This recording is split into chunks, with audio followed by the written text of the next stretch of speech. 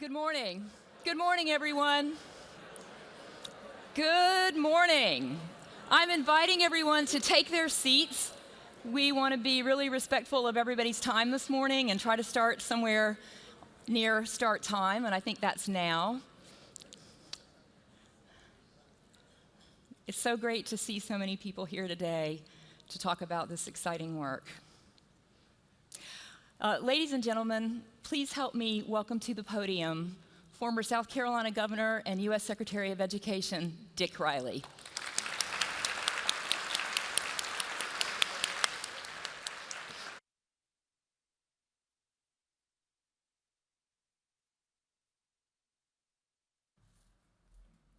Thank you, Jackie. Welcome to everyone. Good morning. The day is going to be fun, I know, and I'm looking forward to all the Spartanburg folks that are here.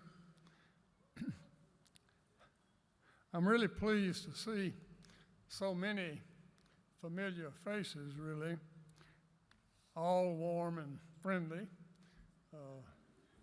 here for the right reason.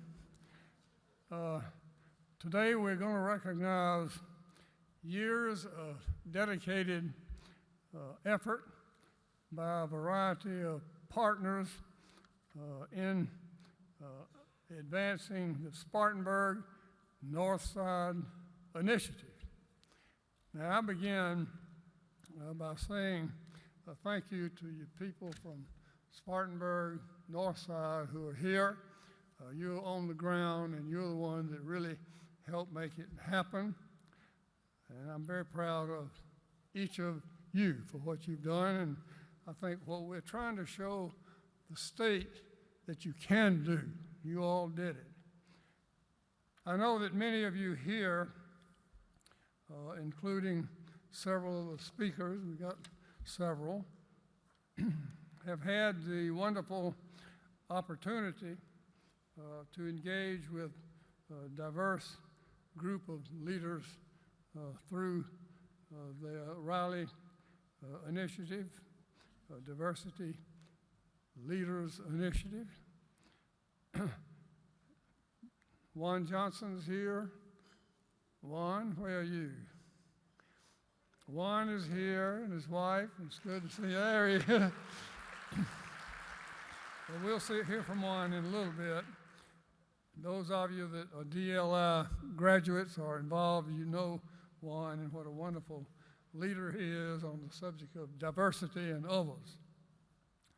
I'd like all of the DLI folks who are here, and a good many of them here, if you'd please stand. I want to recognize you myself. Please stand. Isn't that great? Good. DLI, anybody? Thank you all very much.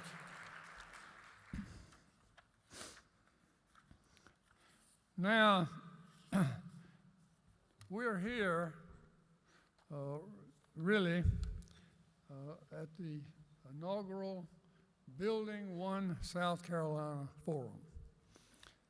And the word building is especially important because we all know that there's not one South Carolina now. All of us know that. Most of us here are fortunate to live in a state, beautiful neighborhoods, good access to quality public schools, health care, economic and wealth building opportunities, but there is the other South Carolina, and that is a place where people don't enjoy all of these benefits for their children, for their families, for themselves. Each of us, though, in this room is involved in the building of South Carolina, and there's plenty of work to go around. That's what we're here doing. The morning, we'll gain here valuable insights about how a group of residents of the north side of Spartanburg called the Northside Voyagers, and how they all came together with real leadership and Many of those people are here. Civic, business, government, leaders, stakeholders, investors, to transform this community. Not long ago, the north side of Spartanburg was a 400-acre community, was beset by the challenges of poverty. This resulted from too many years of disinvestment and neglect, and we all are very familiar with that. Now it's a community where a resident can enjoy affordable and beautiful homes, walk along the streets and feel safe again, enjoy the beauty of a creek newly brought to life, and take their kids to a neighborhood park. And that's something to see that community transformed, and we'll hear a lot about that today. The north side now is a place where young ones benefit from childhood education at the new Franklin School. Other children attend innovative public schools where families enjoy a first-class community center for everybody. Northside residents now have better access to health care, job training, and support for entrepreneurs. And most importantly, the residents have a voice in how their community grows and develops. That voice is so important for the community to have a voice in their own development and growth and life. In short, Spartanburg's North Side is a place where the people who once felt abandoned, powerless to affect any kind of change, now have a community where they can thrive themselves and have a voice in doing it. I'm excited to hear more about the Spartanburg Northside Initiative. I've heard all about it, Bill, for years, and you all have done such a great job, all of you who have worked in it. And I'm excited about that, and excited about the Spartanburg Northside Initiative being an example in South Carolina of how we want everybody to take a look at their own community and their neighboring community and see what can be done if you really get about it. In closing, I want to extend a very special thanks to our presenting sponsor, United Community Bank. Dixon Woodward is the bank's South Carolina and Coastal Georgia president, and we are delighted that Dixon is here with us today, and I invite him to the podium now to share a few words with us. Dixon?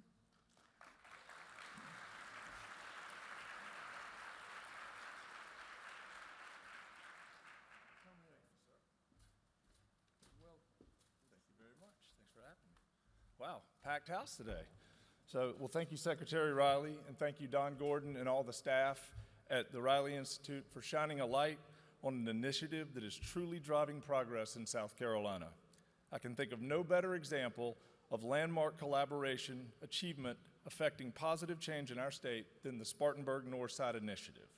Congratulations to all who played a role in this work, whether you're a resident of the North Side, whether you're a civic leader, whether you're an investor, an advisor, or a development partner, or any number of creative thinkers who lent their ideas and inspiration to this work.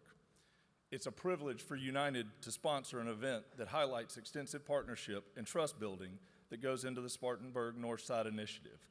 The importance of trust, which we'll hear much more about today, connects to the work of UCB and underlies everything we do as a financial institution that is built on service and focus on customers. Again, congratulations to the Spartanburg Northside Initiative.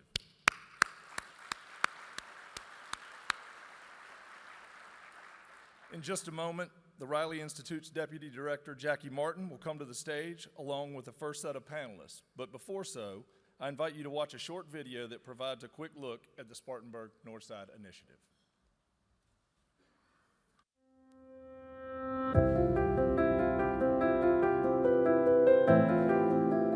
The idea behind the North Side is to build a comprehensive neighborhood. As this Northside Initiative has taken place, it's been a benefit to this community in a way that there's a shortage of housing, and we're trying to address that issue. But what we're doing is not only trying to provide housing, but affordable housing and home ownership. And probably the most important thing we ever did was to work with a group of people that lived here. They call themselves now the Voyagers. The idea was to come into the community and work with the community and not do things to the community, but to come and find out what it was that the community desired for itself to be better. The goal is to have where the people who live here can stay and have a better quality of life, and those who come into our community will find it a good place to call home and raise their children with parks, schools, early childhood learning center, community centers, everything that makes a community a community. And we started by trying to attract some assets to this area, the farmers market being one. I think it means a lot to have this farmers market in this city. I actually grew up right up the street, less than a mile away at Northside Apartments, and to have this farmers market here where customers can come and buy fresh, local produce, support the farmers, and support the artisans is just awesome. The farmers market brings a great energy to this area of Spartanburg, and with the growth in housing coming directly adjacent to the farmers market and to the other areas in the surrounding area, it's a wonderful place to just have people get together for a sort of social encounter on a Saturday morning. I believe that all of these kinds of projects, all of these efforts to reinvent neighborhoods are built on trust. And I think one thing that we've done right, and there are things we have learned and we could have done differently or better, but one of the things we did right was that we gave a group of citizens who lived here a voice to be part of the conversation about what they would imagine, and then we made our best effort to try to deliver what they had in mind. And that's really been the basis for our journey together for the last 10 years. Our model is built around education. We want the young people of this community to have every opportunity to shine and to have a great education. So one of the first things we ever did was to build the Franklin School, which is a early child learning center, which we hope will feed into Cleveland Academy of Leadership. So the Cleveland Academy of Leadership has really helped my daughter Kelly by helping her come out of her shell. She's in kindergarten now. She's never been in a school environment. So this is just her first experience and it has been wonderful. She is reading at a high level in kindergarten. She knows math and things, and so it's just really pulling out the leader in her. I think the Cleveland Academy of Leadership has affected this area of the North Side because it really just brings the community together. I've done so much with the school. I don't know, I just love volunteering and just helping the students. So I'm here a lot now and in the community, which I've never done before, but it's just something infectious about the staff and the faculty. I've been a part of this journey for 10 years, and those 10 years have flown by. And my hope for the future as we look at all the progress that's been made really now centers around the children and the families. This is generational work. The goal of this work from the beginning, certainly it's all about the community, but our hope is to scale this work and to show other communities, what can be done when we bring public, private, government, all of the different resources to bear in a community. So this absolutely will be a model, but it's already serving as a model for a number of communities. The hope with investments here in Spartanburg is that we can take our learnings here and share those learnings with other communities as we, not only look to transform the North Side, but communities all across this country where families and children for too long have been neglected.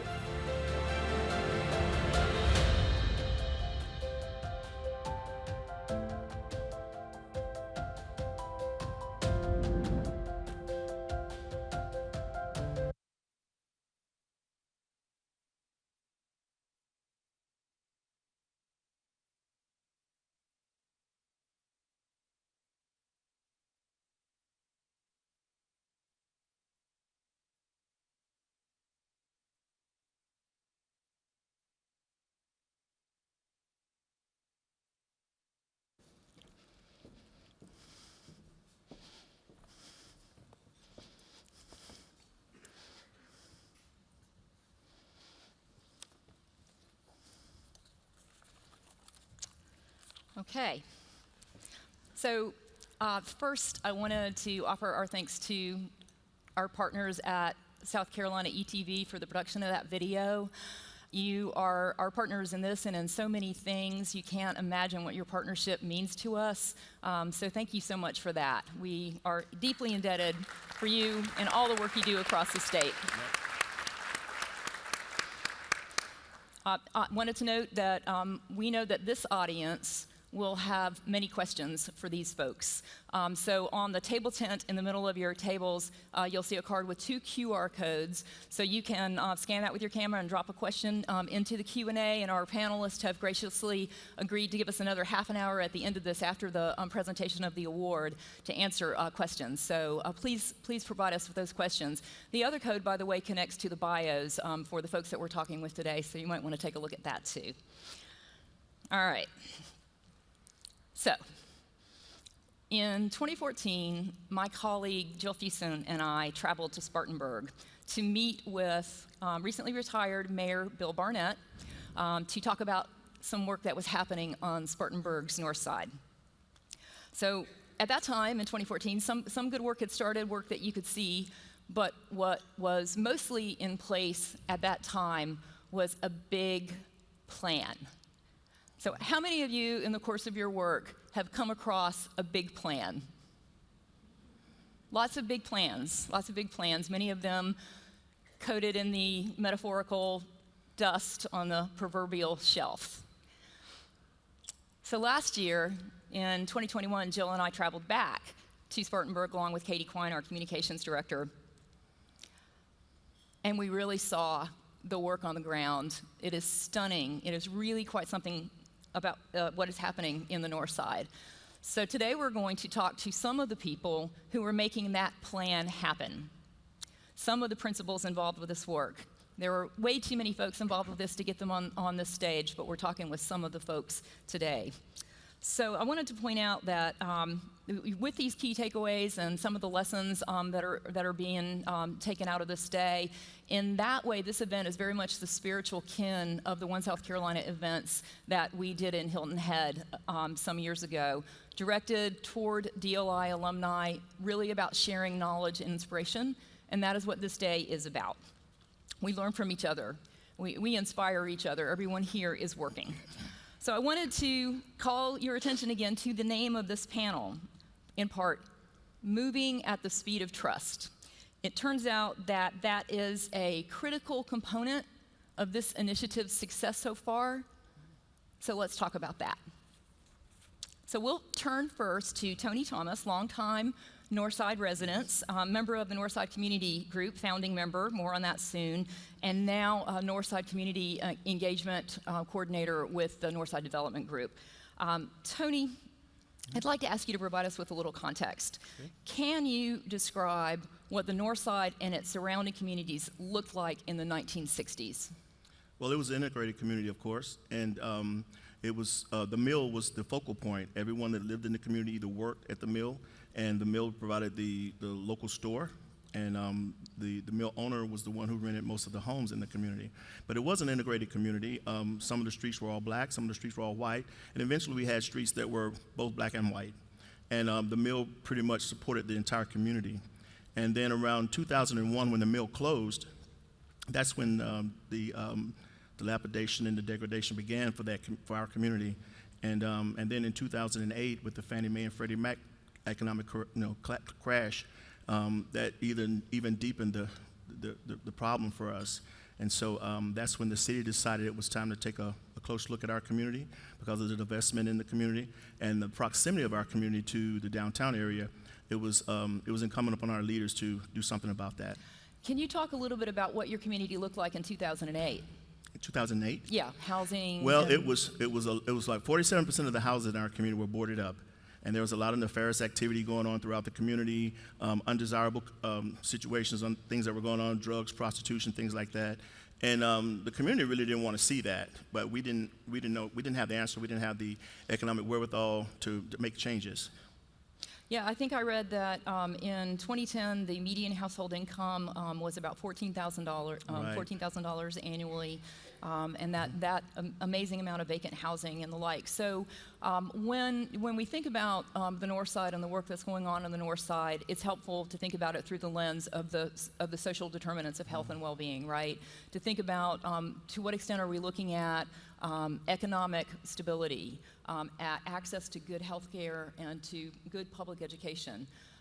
What about the built environment, the housing, the streets, the parks, and what about, really importantly, the access to emotional and social supports in the community? So if you're looking at the community through that lens, we were in a bit of a mess in the North Side. So I'm gonna turn to Mitch Kennedy, Spartanburg Assistant City Manager.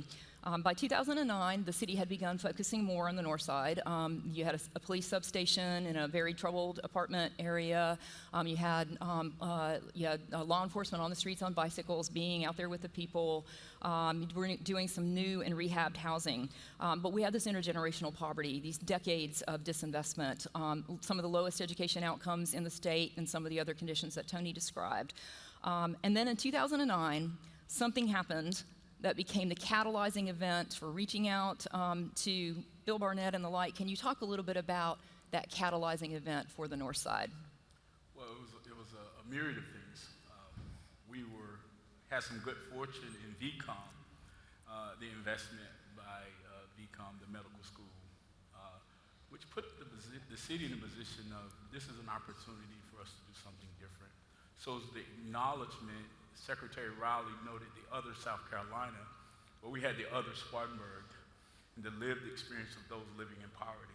The North Side was the hardest hit community from a 2008-2009 perspective, and we knew we had to do things differently. So the city approaching the former mayor, Mayor Junie White, approaching Bill Barnett and say, hey, we need leadership. This cannot be the traditional city approach to doing community development. So being intentional about listening early on, first acknowledging the city had failed this community, and then being intentional about listening, convening a process that was rooted in doing something different, in being a shepherd of the federal dollars that we had received from those hardest hit dollars and channeling those dollars to a community that was struggling. And that was a wise approach by the city in those early days of 2008 and 2009. We were fortunate that Bill Barnett answered the call and helped facilitating those early discussions and listening. Why Bill Barnett? You know, Bill has unique perspective. Very, very unique perspective. I've heard Bill note that serving as mayor, he had no choice but to see that lived experience and how the other Spartanburg was living. It hit him in the face every day. The city has a poverty rate of close to 30%. And as mayor, he saw that each and every day. And we feel good about the prospect of him saying yes. He was what you would call that reluctant politician, as he noted himself. And so Bill was a natural choice for that process. So, Bill Barnett, you truly were a reluctant politician. Many in this room may know that Bill Barnett is the only person in South Carolina to attain prominent political office as a write-in candidate other than Strom Thurmond. He said he wouldn't run, and he didn't run, but he got elected anyway. So, Bill Barnett, you had successfully transitioned your family's textile business into the business of the 21st century textiles. You sold that, you became mayor, and then you stopped being mayor, and they came to you and they said, let's do this thing. What were the first things that you did? What were your first priorities? Well, my first priority right now is to be sure that we as a community thank Secretary Riley, Don Gordon, Jill Fusen, Jackie Martin, the entire Furman family for honoring us and giving us this opportunity. This is not about an individual. There are a lot of people in this audience who contributed to this, including the folks on the stage. I think of Kurt McPhail, who's here, who was this will come out, I'm sure, in our conversation, which began this journey. I think of District 7, Russell Booker, who will be speaking to you with a new hat, but I think Jeff Stevens I saw in the far back. District 7 was so critical to this. Tim Kowalski's here, who was the first dean of the osteopathic school. So to everyone who puts us in this play today, on behalf of all of us, we say thank you. And We're honored you accepted. we knew we had a real challenge. I think Tony said it right. About half the houses on the north side were boarded up or condemned or foreclosed. There was a lot of real concerns about crime. I'll give you a punchline. The crime rate over the last 10 years is down 85%. And I think everybody in our community understood that this was a great piece of property adjacent to downtown, contiguous to Wofford College, to the hospital. You're going to hear from Phil Feisel, the president of the hospital.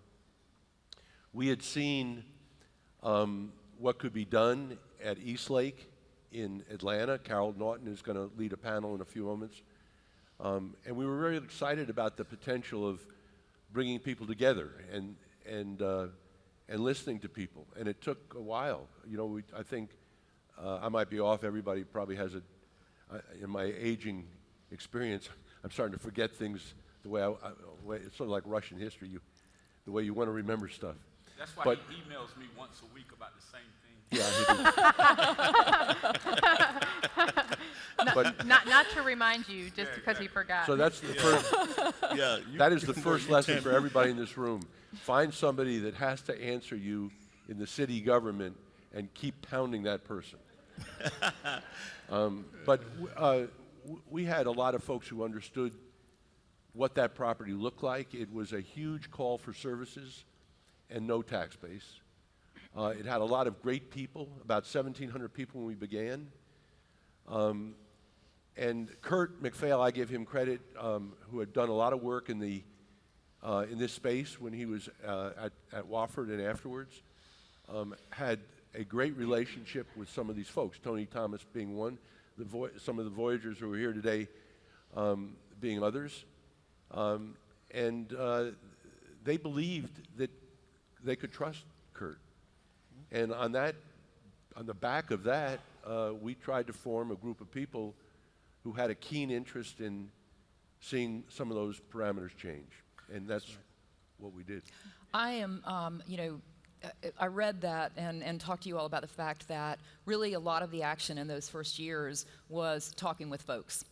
Kurt McPhail apparently had spent a lot of time sitting on people's front porches because you were working with a Stop the Violence measure, program in the community. But all of the time that was spent listening is possibly not unique, but certainly unusual to this kind of effort. It should be noted that the circumstances were tragic. And often it's easy to react to tragedy that hits you in the face. It takes true humility and leadership for a city council to acknowledge the circumstances that exist in the role that the city had played. That's right. Those circumstances in 2008, 2009 were tragic. Yes. So, and you were, I think the term you used, in proximity to that. You sat with that and you looked at that, to use Brian Stevenson's term there. So the neighborhood component, the community members component, this is going to you, Tony. Let's talk about this business, as Bill Barnett has termed it, moving at the speed of trust. Yes. Who and what are the Voyagers? The Voyagers are a group of 18 individuals, 17 now, we just lost one, she moved back home. But we're a group of 17 individuals who live in the community, and we advocate for the community. And let me correct that. We have some that are outside the community, but the reason why we have some individuals who are not a part of the community, because at first it was supposed to be individuals from our community, but because of the situation, we wanted to export the idea of having a Voyager and a community representation to other communities. We invited other communities, such as members on the South Side or Highland, which were also communities in the same situation as we were in. And so we invited them in to learn about being a Voyager so they could transport that back to their communities. But the Voyagers are a group of community advocates and people in the community who live and work, and our role was to be a liaison or a go-between between our stakeholders and partners and, and the community, so that the information that we would gather from, this initiative, we could take it back to our community for their approval or denial, and just to make sure that we were on track with what this initiative was all about, and that is what the needs of the community are. So the community had a real say in what was going to happen Oh, and absolutely. what wasn't going to happen. Oh, absolutely. And Jackie, we felt everything from people saying stuff like, you're at the table but you're not eating, all kind of stuff that was said about the Voyagers, at the very beginning. But over time, time has a way of proving people wrong. And so over time, people started to see, because we were able to build trust in the community by not over-promising or under-delivering on the things that we wanted to see happen. Can you talk a little bit about how you guys went about building leadership among the Voyagers? Well, we started out as leaders, really. My military background, and all of the Voyagers have something special that they brought to the table. And it was intentional, and I thank Kurt for his efforts to reach out. He was the first one I spoke to about being a Voyager. There was this initiative coming, and he said, we're looking for people in the community who are seeking positive change. And I said, well, I want to be on that. So it started with us, and then we all got together. And we decided that we wanted to call ourselves Voyagers because it's going to be a long journey. It was going to take a while. So we named ourselves the Voyagers after training for about 8 months and graduating, and we created our own logo, and we hit the road running. We hit the road, working with our partners and stakeholders. After charrettes, we had public workshops to determine what the community wanted to see and have in there, in our community. So after that, we hit the road running. But formal leadership training. Yes. And a formal seat at the table and the like. Yes. And I was just thinking last night how valuable it would be for me to have somebody like Wanda, who Absolutely. apparently is not shy at all about telling Bill Barnett Or anybody. That's or Wanda. anybody. Yeah. I think that is so useful.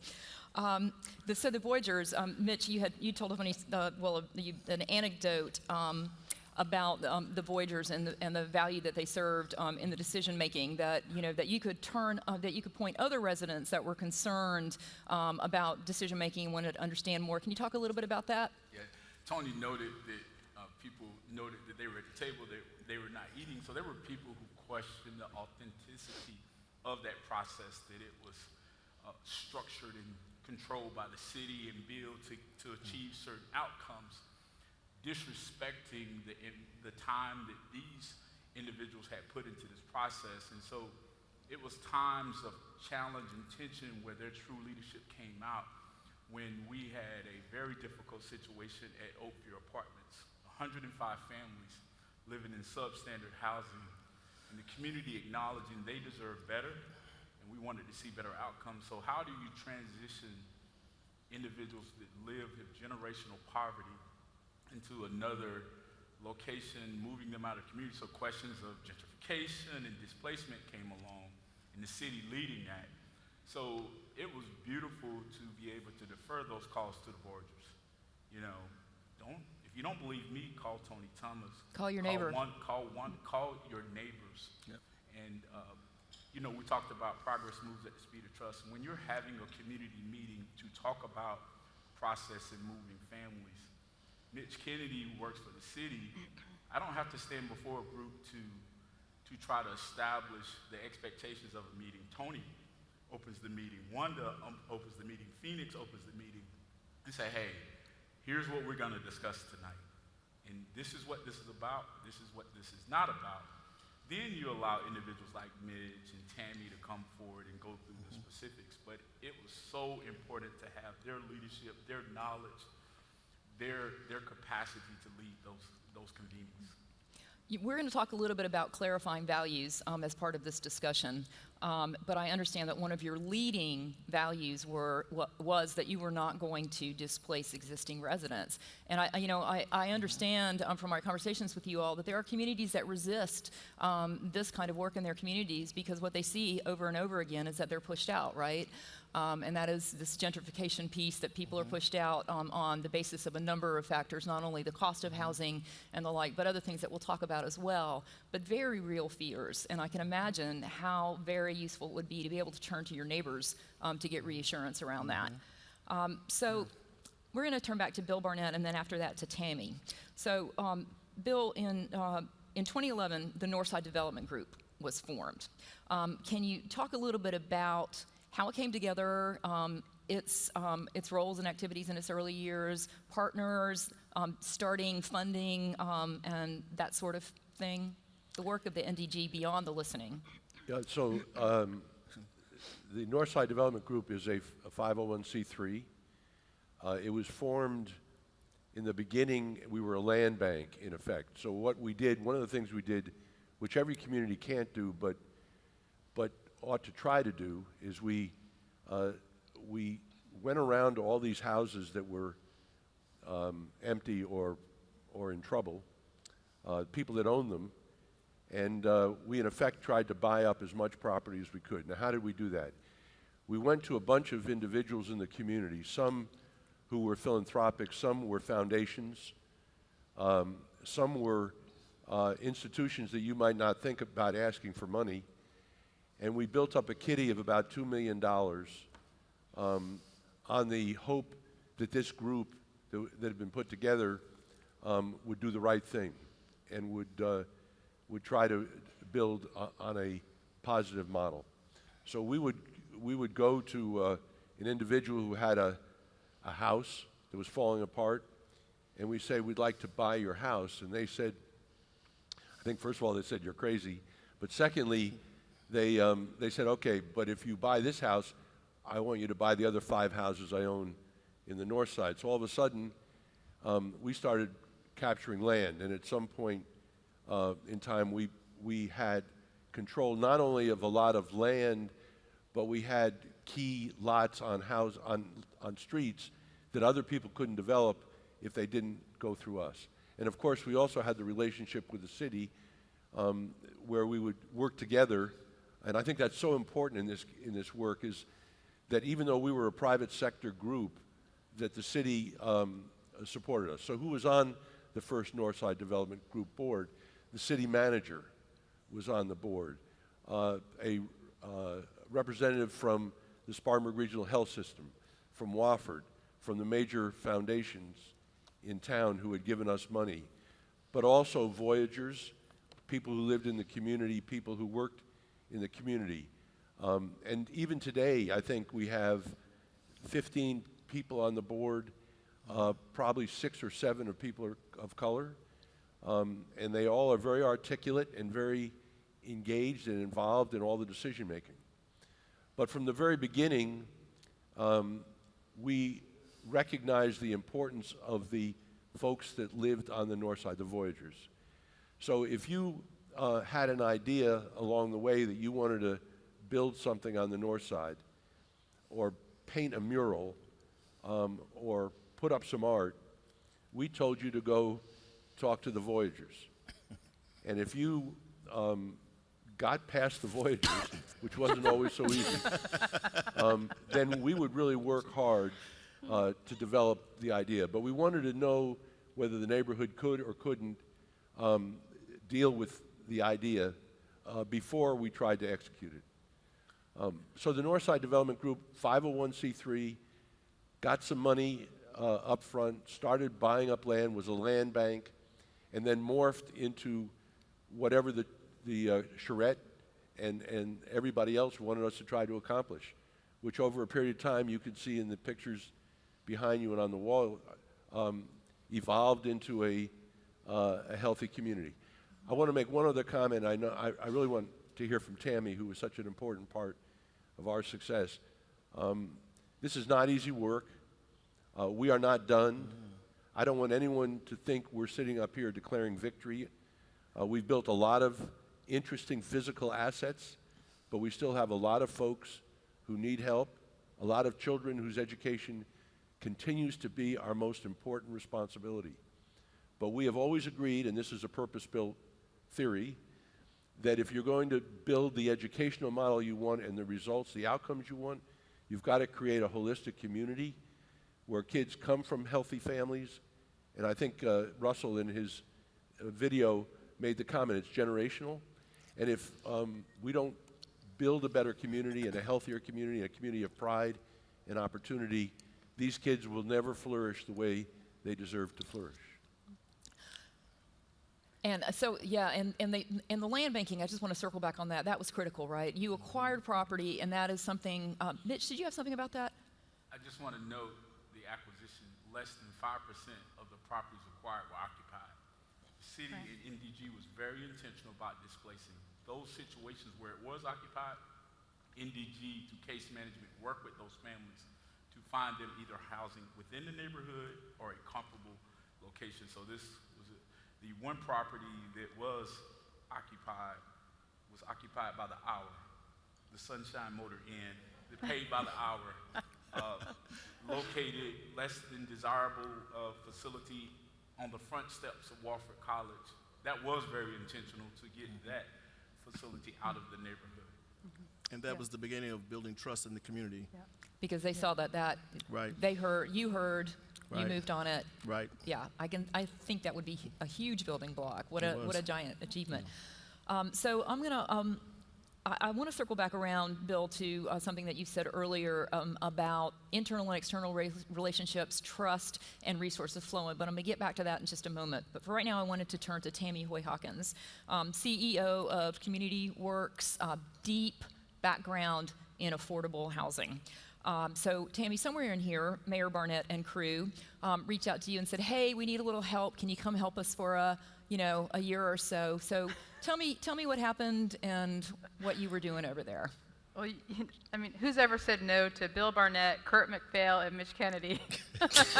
No one in this room, I don't think, could ever say no to those three for sure. So yeah, I mean, I came on the scene, and I do want to ask this question. So raise your hand in the room if you have worked at all or done anything in the Northside Initiative or neighborhood.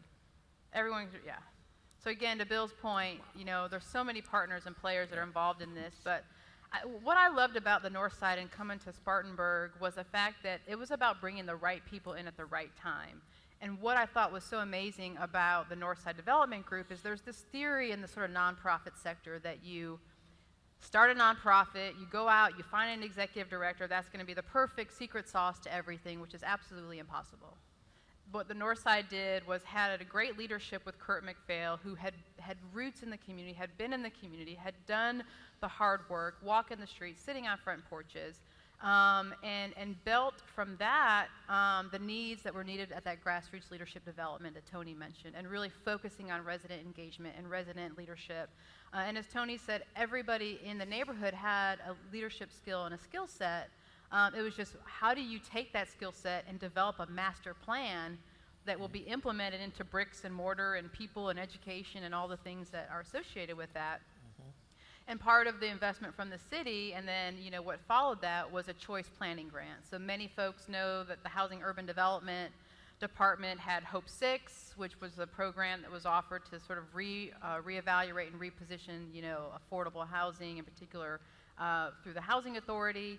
We were fortunate in the North Side and through the city to get a planning grant, and that planning grant was really the impetus to try to put together all the variety of conversations and development projects that had to happen to, I see in the back there the same exact plan that we put together, almost 10 years ago, that is coming to fruition every day in the North Side. And so I think that was the strength of the organization, is bringing in the right skills and the right talent. I just happen to have a deep background in affordable housing, and it just happened to be at the exact same time that Kurt and the team needed someone to really manage the sort of tri-party partner, we called it, the city. Not that I managed the city, but I sure tried.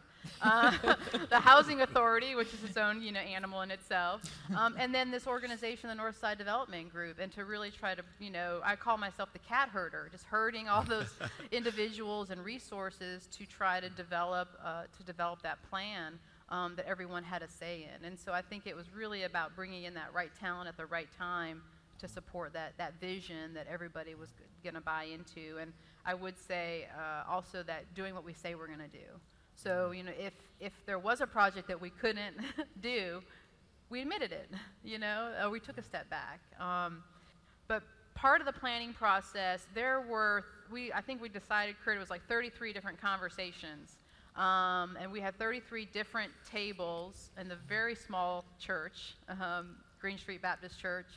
And the beauty of those sessions was every table was led by a resident, led by a subject matter expert, and by a Wofford student. So we incorporated every table. So if we had parks and recreation over here, early child education over here, affordable housing over here, crime, arts, you name it, it was a part of the conversation. But the beauty of it was I just happened to have a skill set in affordable housing, but I'm not from the neighborhood. So having the resident and that subject matter expert and then that student being the scribe, really capturing everyone's voice and everyone's thoughts, writing on all the maps and, deciding where things should go and where they shouldn't go. Even engaging Cleveland Academy of Leadership Elementary School and deciding where they thought things should go, because that's our future.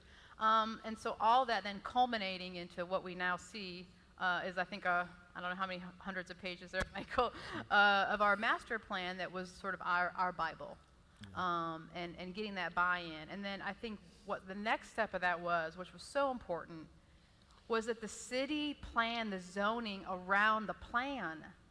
It wasn't the opposite. So here we had a plan that we could actually implement, because then the city said, okay, now we need to do an overlay to make sure that we're able to implement the higher density in this part of the neighborhood, the lower density in this part of the neighborhood, form-based code here. Really working with the community to ensure that what the vision was could be implemented. And that takes a lot of coordination and a lot of partnerships, and a lot of people, to say no to some things that we had to push them to say yes to. And I think it was really the secret sauce of knowing who to bring on the team at the right time to be able to put that vision together and then start to implement some of the programming. So the name of this panel, Moving at the Speed of Trust.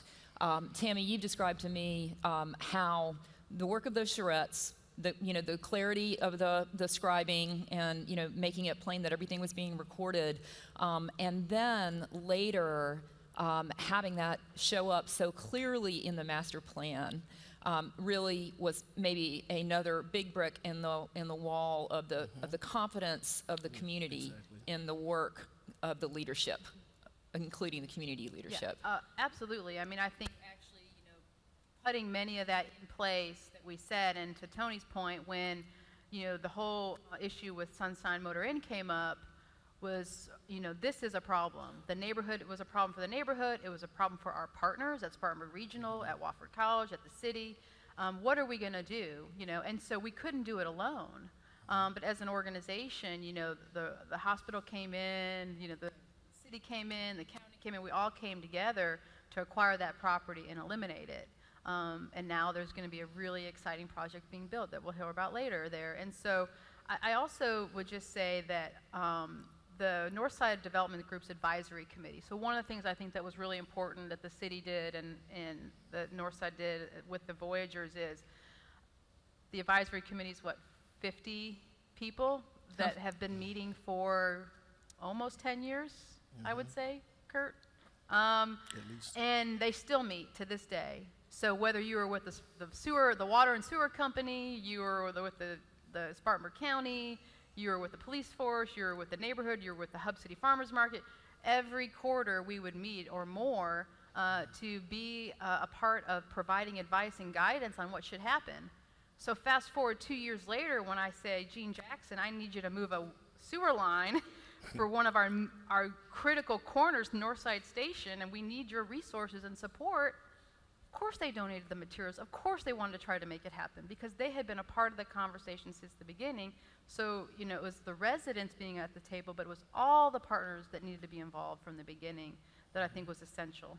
And you weren't in the trap of those transactional relationships. Right. Where if you need the guy that can move the water in the sewer, then you need to go get to know him at that point. He's been with you the whole while. Yeah, that makes a lot of sense. In the next panel, we are going to switch gears. I'm looking at my timer. We're good.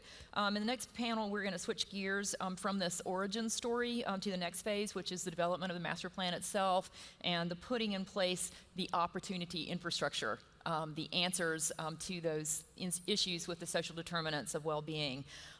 But before we transition to that, I wanted to ask a closing question for each of these panelists, and it could be a personal question, but why is this work important to you?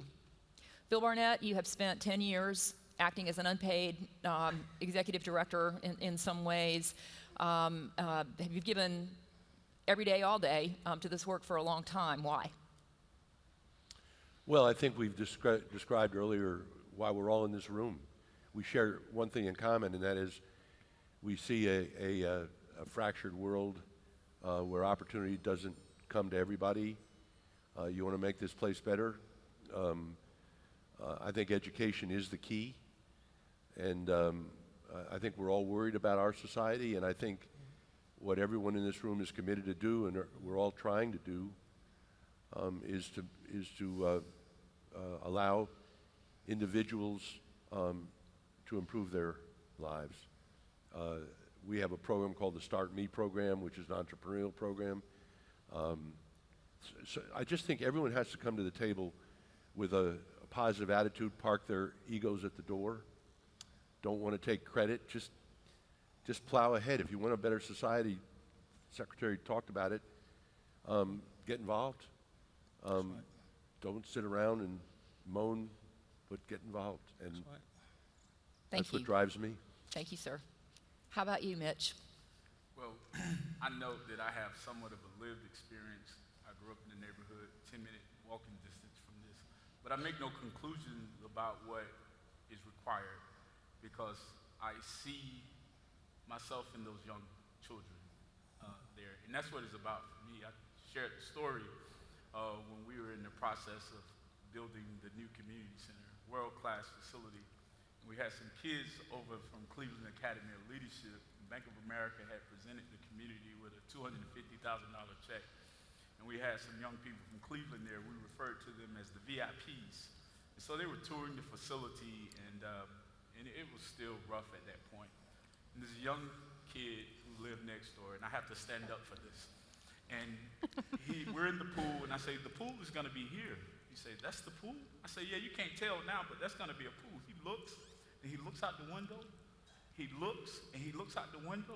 He said, my house is right there. My house is right there. Proximity. And to me, that's full circle for me. To see that impact on that young person, that's what it's all about. Exactly. That's great. I'm gonna close with Tammy, but I'm gonna move to Tony now. Okay. Well, Jackie, if you're me and you've lived in this community for 32 years, and at the very beginning, you know, I had really intense conversations with the people in my community. You know, I was a barber. It was one of my professions of many, but hearing people and hearing their plight and hearing the situations that my community was in and living it every day, I felt it was incumbent upon me to, if I ever had an opportunity to make a difference, that I would. So along came Bill and Tammy and Mitch and the city, and they said, we want to, and of course Kirk McPhail, and they said, you know, we want to do something about this. I said, well, count me in, because as Mitch said, proximity, proximity, proximity. You have to be near the problem if you want to solve the problem. So for those who don't want to be near communities, marginalized communities, then you can't be a part of the solution. So being there and living in my community, I knew it was incumbent on me to make the change. Thank you. That's why. Thank you, Tony. Yeah. And Tammy, you have long been involved in affordable housing and associated pieces. What drives you in this work? Yeah, I mean, I think we want to talk a lot about equity and social justice, but to actually see it in action is a different story. And I think, you know, to what we talked about, you know, and Bill mentioned this, you know, we can build a lot of beautiful buildings, and we've got some beautiful buildings in the Northside neighborhood. I said, but building the people is the most important thing. And I think that the commitment to social justice and equity is the hard work. And it's feet on the street, you know, it's spending the time and the resources necessary to transform the future. And it's not fast, as Bill said, and we stumble along the way, but we learn from one another and we work together, and I think that that's really where we're headed with the North Side. Folks, please help me in thanking these people for the work that they're doing. Good job. You're saying us. So at this time, I'd like to invite Carol Naughton, President of Purpose Built Communities, to the stage to moderate our next conversation, Place Matters, Building an Opportunity Infrastructure for the People of the North Side. Mayor Barnett will return to the audience along with me, and Tony, Mitch, and Tammy will stay, and Phil Feisel and Russell Booker will come on stage.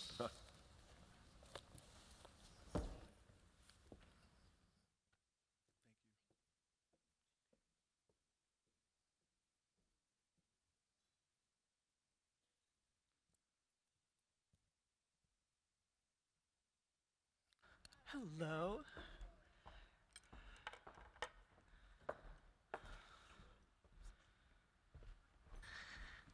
Thank you.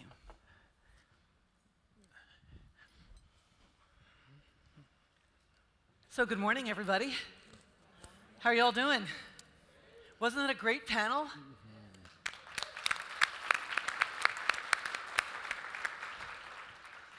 My name is Carol Naughton. I'm the CEO of Purpose Built Communities. We're a social catalyst organization, and we help local leaders like these folks create neighborhoods that are designed to launch every child, every family into the stratosphere, so everyone becomes who they are supposed to be and aren't limited by the constructs that have been imposed upon them over the 400 years before.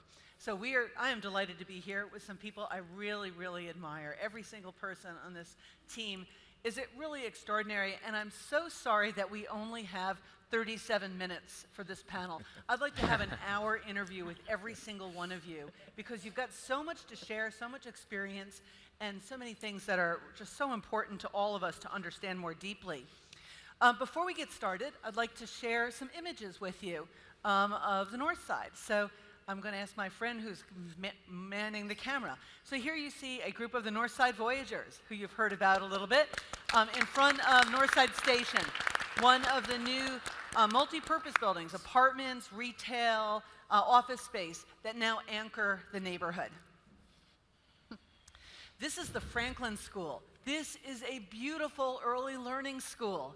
It says to every little genius that you are important, that education is important, and it anchors the beginning of the education pipeline in the community. This is the Cleveland Academy of Leadership.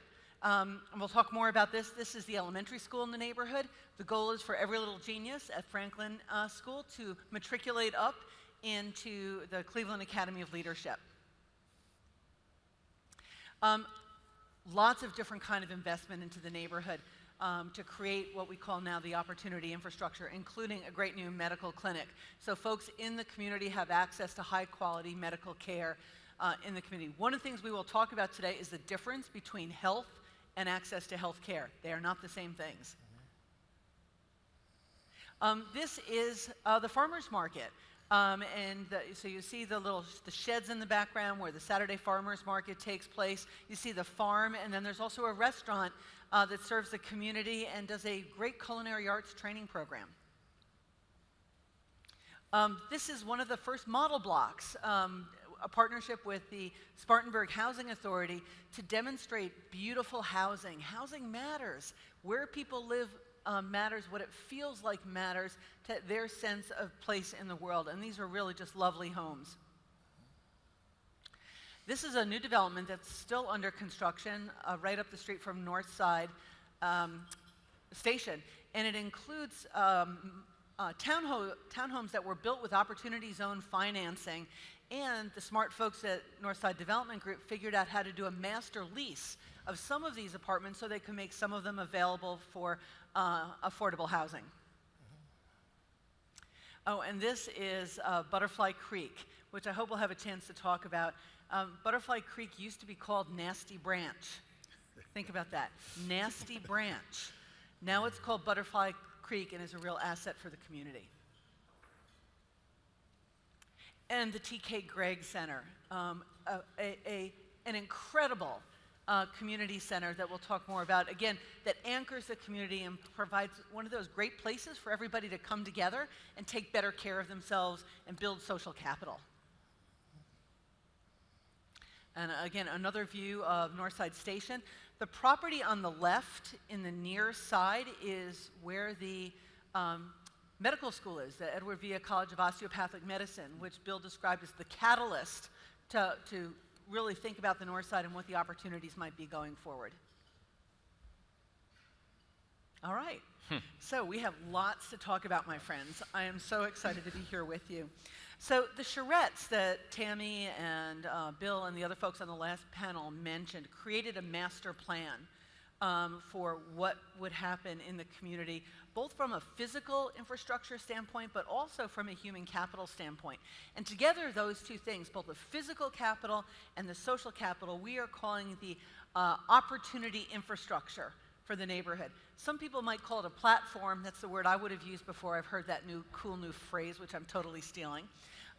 Some people might think about it as a ladder, but I think a ladder is not the right phrase because a ladder is two-dimensional. And this work is multi-dimensional. It is cross-sectoral and long-term. So I'm, as I said, stealing the term opportunity infrastructure. So let's talk first about the physical improvements that were a part of the master plan and then have been executed. So I'm going to start with Tammy. So Tammy, first I'd love to hear you talk about the housing strategy, kind of a big picture in its totality. Talk a little bit about why mixed income was an important idea and also about some of the challenges in executing upon that strategy. Well, the challenges is before I was at the north side, I didn't have to wear these glasses, and I didn't have to dye my hair. So, those are the scars that are left from the housing strategy. No, I'm just kidding. No, I mean I think to your point, Carol, is the fact that it has to be multifactored, and so you heard a lot about that the neighborhood in many cases was vacant, abandoned, boarded up houses, and 46% of that was vacant. And to Mitch's point earlier, of the 180 odd properties that we acquired over time, there were only 2 that were ever occupied by residents. So we used to get a lot of times, you're buying up all these properties and moving people out, but 2 of the people that lived with us, both lived with us until they decided they wanted to move. And when we collected their rent, Kurt remembers this, and then when they decided to move, we had escrowed it for them, so when they moved, they had several $1,000s in an escrow they didn't even know that they had because we didn't actually use that for our own benefit. We saved it for them to have a better future where they wanted to move next. And then the second person, unfortunately, moved to a nursing home at some point. So I think there is some myths associated with the vacancy of the neighborhood. But the strategy was really about, it was about how do residents decide to stay. So we wanted to create a community of choice where residents chose to stay, and new residents wanted to move there. I mean, that was always the vision.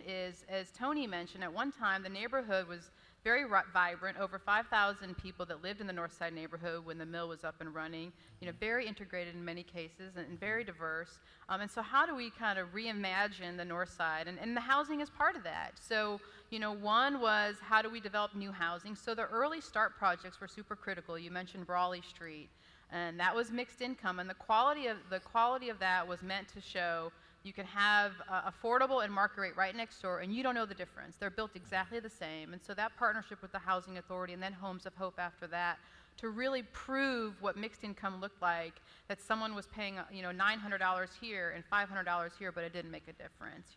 And of course, that's the way neighborhoods are. Affordable is relative. If I work at the hospital and I work in food service, I make very different than what the doctor makes. But this doesn't mean I don't deserve housing opportunities in the North Side. So that was one opportunity. But then there was existing residents that lived in the neighborhood, in particular in the Cleveland Heights area near the school. And so we were very focused on how do we support existing residents to stay in their home. And so we launched an owner-occupied rehab program. Well, I should say the city launched an owner-occupied rehab program that then they handed over to the Northside Development Group. And this is where partnerships come in. And so the city we wanted to support existing residents to do rehab work for existing residents. But federal funds are complicated, right? They're difficult. There's a lot of rules and regulations. Any of my city or county people that work with any of these HUD fundings recognize that, myself included, having come from the city of Charleston. And so Tony and the Voyagers are out there knocking on doors. There are resident leaders are telling people about this great program, but then nobody was qualifying. And we were like, okay, wait a minute. So then we got, the Voyagers coming and going, Tammy, this program is not working, what are we gonna do? And so we were like, well, let's step back, let's pivot, let's rethink this. We have this private money, we have this federal money. Let's use the federal money on something new construction that's much easier. Let's use private money and let's create our own program, right? So let's just take a step back, but again, do what you say you're going to do. And sometimes we have to rethink and reevaluate of how to deliver that. So owner-occupied, I think we did over 40 owner-occupied homes to support existing residents to stay in the neighborhood, And then, as Mitch mentioned, we needed to look at, replacing older public housing site, Oakview. We heard a lot about other sites, so we needed quality rental housing. But again, the focus was to create mixed income housing so that as individuals increased their income, as we were attracting new employees, our employees and people into the community for the workforce at the hospital and others. And so we really wanted to create a mixed income rental development, which is why I have gray hair, which is why if you go to Northside Station. But we were adamant, and I would say that the other part is not only public-private partnerships, but the development community was really instrumental. Having the right development partners, the right people at the table, again, being committed to the mission of the mixed income. So the Northside Apartments, if ever you get to go there, and hopefully you will, is mixed income. It's market rate and affordable. It's exciting to see the different people that are living there now. But the challenge is it wasn't easy. And the project, barely made it through approval from the state housing. It is 11 layers of financing. 11, let me just repeat that, 11 layers of financing. So I see some of my bankers in the room to make that project happen. And so again, to actually deliver what we said we were going to do meant that we probably paid a little bit more. It took a little bit longer. We didn't get to do as many units. So there was a lot associated with that, but because of our commitment to that housing strategy, as you mentioned, it was super essential that we followed that plan. And then the last thing I would say is now creating new homeownership opportunities in the community. And that was super instrumental, and I know we're going to hear probably more about that from Michael as the next decade of the Northside unfolds. But working to create down payment assistance program, working with partners and things like that. But we also had an incident where we had people starting to sell properties, and so that's the big indicator, right? And the market coming in and now starting to invest in the North Side, and we can only control so much of that. Bill Burnett calls them Tammy's properties. Was 4 properties that were going to go on the market, and I said, we really have to get these properties. I said, these are long-term residents, some 20 years or more, and I said, we really need to invest in these because they're essential to again, keeping residents in the community. It was not a financial decision, and what I would say to anyone out there, sometimes you make social decisions over your financial decisions. It was expensive. We had to rehab them, but we were able to save all of those homes and the residents that live there.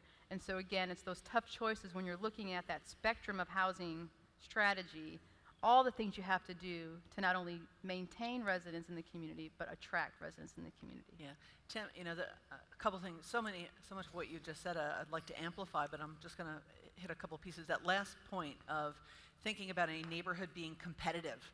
How does a neighborhood compete for people who live there today so that they want to stay and they want to continue to plant their flag and say this is great for me and mine, but also attract new folks? Because if you've got a community that should house 5,000 people and only 1,700 people live there, you can't attract grocery stores, you can't attract neighborhood serving retail, you're in danger of schools closing and things like that. So we've got to create a strategy that speaks to the people who live there today, that this is their community, what do they want to see, and communicate it in a way such that this becomes a welcoming place for lots of other folks at the same time. And I love that you emphasize that sometimes you didn't make the cost-effective decision. You made what I would say is the right decision, the social decision. Thinking about making those decisions that are right for the community, even if it cost a little bit more, even if it took a little bit longer. Our friends in the room who are bankers and work for cities, take note of that. Sometimes the right way forward is not the cheapest way forward, right? That's right. I wanted to ask Mitch and Tammy quickly, and Tony too, communicating all of these things. We heard a lot about building trust early on in the process, and that was really important. Go slow on the front end to go faster later. But as you're working through all these different things, all these moving pieces, what strategies did you use briefly to make sure everybody stayed in the loop? Tony, you want to start? Yeah, well, the first thing we did was to let the community know that we valued their opinions and that what they wanted was paramount to this initiative. And that's why we held the charrettes and we invited the community in. And just an example of how we did that, and I'll be quick about it as you request, we gave them 3 red dots, 3 green dots. We gave them a whole bunch of ideas. We posted up a whole bunch of ideas about housing and what they thought they would like to see. And we told them, put the green dots on what you like, put the red dots on what you don't want to see. And all of this was done while we were collaborating, engaging, creating relationships. You know, the whole dynamic was really beautiful and unconventional and never had been done before. So by doing that, you know, everybody had a buy-in and everybody felt that their opinions mattered.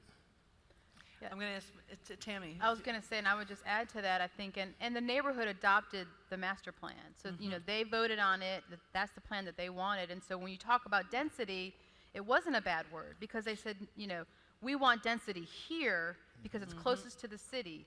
Cleveland, you know, Cleveland Academy and that neighborhood where it was more single family, that made more sense. So, I mean, we really tried to follow what was adopted, you know, by the neighborhood. And I would say the other thing is, you know, we had iPads. So when I got an email, for example, Tony had an iPad, Wanda had an iPad, you know, the resident leaders had iPads. So I would say, hey, Tony, I'm forwarding this to you. This developer wants to meet with us. He has an idea for a project, you know, want to pull you in to have a conversation. When a developer came to me and said, hey, Tammy, we really want to do this project. It's going to be market rate, rental housing, you know, on Raindrop in this street. And I said, well, that's great. I said, first of all, it has to be mixed income if it's on our property. Yeah. And that was a fight, but guess what? It's mixed income. And we said, we'll bring it to the Voyagers meet on the 3rd Thursday or whatever day it was, present the project to them. If they like it, then I'll take it to my board. Exactly. Not the opposite. So for the city, it was simple. Say less. Send them our way. Say less. Yeah. Seriously, I mean, nothing against the politicians in the room, but this couldn't be about your political platform. It had to be about the community. So having NDG, it was an organization, as you note, the secret sauce that wakes up every day thinking about moving this community forward. In my position and other members of my team, we didn't have the fortune of waking up every day thinking about NDG or the North Side. So we were responsive to the community needs, and it wasn't about an elected official, you know, beating their chest about what we did. So it was about saying less and deferring to the community and allowing the community to drive the process. Yeah, that's really interesting. Mitch, I'm going to ask you a follow-up question for you about Oakview Apartments. You mentioned it early on, and it ties ultimately into the TK Gregg Center. Tell us a quick story, if you will, about kind of the situation with Oakview. I think everybody's got an Oakview in their community, and I think the strategy that you followed was brilliant. First, it was a broken HUD program, mod rehab, broken. So privately owned, Privately owned, but federally subsidized. Federally subsidized program, substandard, built in the 1940s, supposed to be temporary housing for soldiers returning home from the war, and it became a way of life for families for many, many years. Through the master planning process, first and foremost, the community acknowledged that this was substandard housing and we wanted better. So as the outcome of the community, the transformation plan, the city said, you know what, for us to change this, we attempted to acquire. It's owned by, I'm not going to say the person's name, but he's an NFL owner. He owns a team in the NFL. And he has affordable housing. Just Google, and you can find out who it is. But he had no idea he owned it, but it was in his portfolio of affordable housing, substandard housing. And we made an attempt through some social capital to make a connection to acquire. We were unsuccessful. So we had no choice but to condemn the process. We took them to court. That case was made by individuals like the Voyagers standing in court and say, we want better in our neighborhood. So we ultimately won. We had to pay a higher price than we wanted to, but that led the way for the location of the TK Gregg City. And that was identified through the master plan process. The synergy created around Franklin School, the Cleveland Academy of Leadership, and TK Gregg came out of the master plan, but it was the community said that these individuals deserve better, and the city committed to a process of acquiring it. So now you've got TK Gregg Center, Cleveland Academy of Leadership, and Franklin School really co-located together, right? One campus that really anchor the community in education and wellness, right? Tell us, if you will, just a minute about the pools in the TK Gregg Center, because I think this is another great example of working to come up with a creative solution that might not be on everybody's table? It wasn't an easy process. I do want to take us back. For us to move forward, we have to acknowledge where we come from. You talked about the 1960s. There was a pool in the North Side in the 1960s. It was segregated, so individuals of color were not allowed to swim. Desegregation, the pool closed. So the city closed the pool Closed rather the than pool. let black people swim in it. Correct. So we fast forward, when we were discussing this in 2016 and 17, it became very controversial. You're going to spend that much money in that neighborhood for a swimming pool? Those people don't even swim. They don't swim. I mean, some of the Yeah. conversations, and you talk about equity, and you talk about race and systemic racism. I mean, it was clearly, but kudos to school district, Bill Barnett, and so many people, the hospital system and their investment that made that possible for those. It is a world-class facility. It's the home for the Spartanburg High School swim team. Any kid that lives in the city or District 7, swim lessons for free, swim for free. We have kids that walk over from Cleveland Academy of Leadership during the school day to get swim lessons. It is an amazing thing. I love that.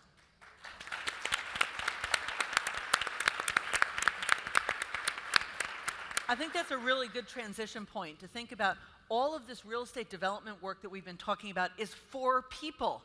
It is people-centered. It is creating a platform. So let's pivot now and talk a little bit about the people side of the plan.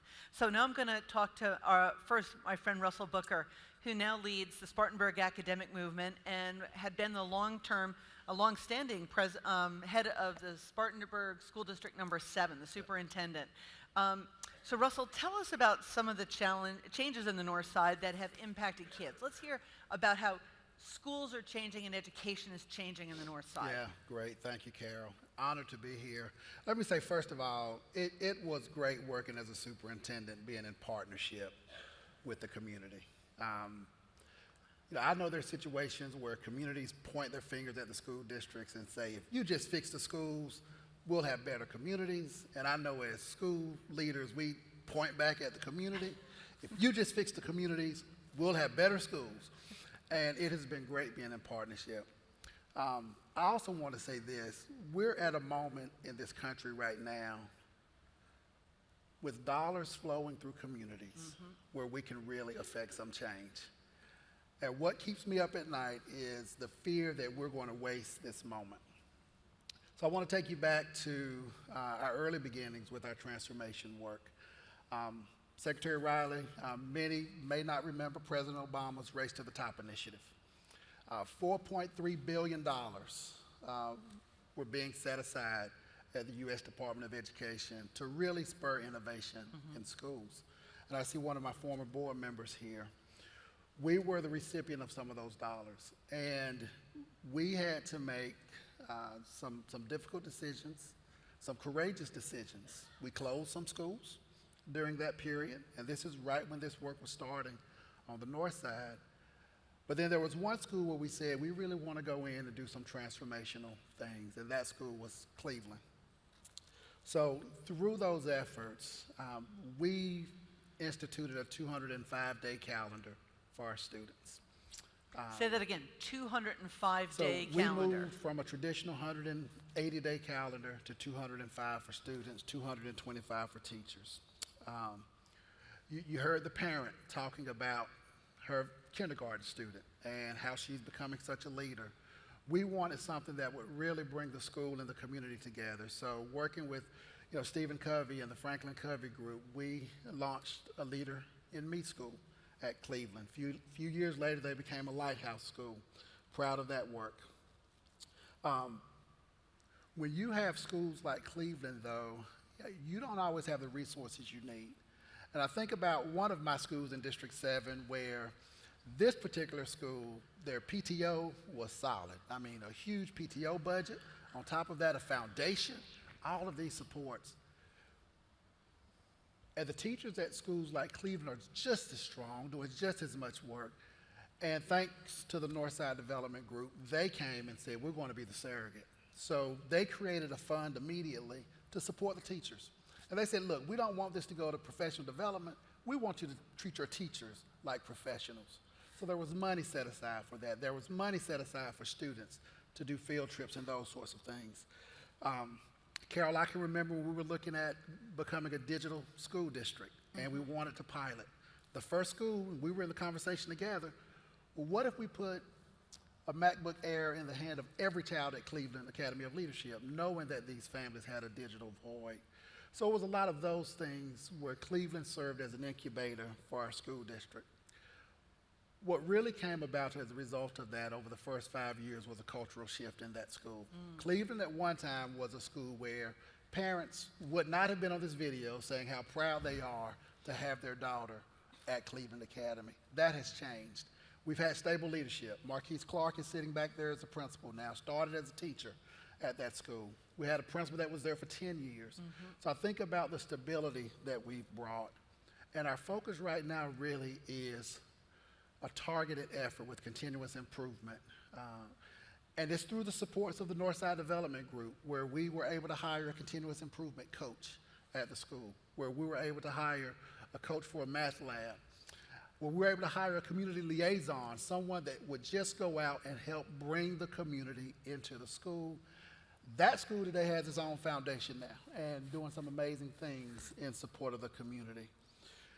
But where we are right now is, how do we turn our attention to strengthening the families? And that's where I'm enjoying my new role at the Spartanburg Academic Movement, as we're really working through our Center for Resilient Schools and Communities to try to strengthen families.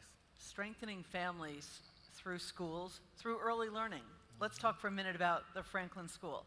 I think a really exciting opportunity to work with families when their kids are itty-bitties. Most school superintendents don't think about early learning as a really important lever of their own school's success. You saw it differently. Absolutely. So I will say this, we have partners here. Sean is here from the Franklin School today, our wonderful director. We've got First Steps here today. In South Carolina, we offer 4K. Our state has done a really good job of allowing us to do that. Doesn't always mean it's quality. So I do want to say that one of the first things we did, even at Cleveland with our 4K program, we partnered with First Steps. We partnered with Spartanburg County's Quality Counts effort, which is, it's great to have early learning, but if it's not quality, sometimes it can do more harm than good. But there was a major void. We talk about food deserts. Well, there was a void in child care on the north side. And when the decision was made to build the Franklin School, that filled that void. And the way that came about, it was through partnerships. So certainly District 7 plays a role in that. The 4K students at Cleveland are housed in that school. But Piedmont Community Actions, Head Start, they're in that school. First Steps has classes in that school. And then as we're teaching our educators how to really work in quality learning programs, USC Upstate is a part of this work as well. So you talk about, on the programmatic side, bringing partners together, but even as we built that school, public, private, tax credits, so many pieces of work. You mentioned some of our corporate partners. Air Black Foundation. If we don't do it on the front end, Carol, then we're going to continue to suffer on the other side of it. That's right. Discipline, speech, special ed, all the way down. So this is a major investment, and I do want to say we've now expanded that with an initiative called Hello Family, which serves the entire city of Spartanburg from prenatal through age 5 for every family. That's evidence-based. So early learning is a big part of this work, and if we don't invest at the K-12 level, we're going to see it on the other end. I know superintendents around the country are starting to look at this the same way you did. It's an exciting juxtaposition, and it really creates opportunities we'll talk about in a minute around health and economic mobility too, right, when you're investing in high quality early learning. Before we turn our attention to both health and economic mobility, just say a minute, if you will, about partnerships on the other end with colleges, universities, trade schools that are supporting young people once they have finished their work in the K-12 system. That's great. So if you've got a drone shot of the north side, you'll see Cleveland, Franklin School, T.K. Gregg Center on this end, and then on the other end, you're going to see a medical school. And now you're also going to see Wofford College. I'm so proud of what our higher ed institutions have done becoming a part of the community. So Tim's here from VCOM. They not only are providing, a great service as they're producing these wonderful medical school students and future doctors, but they have really embedded themselves at these schools.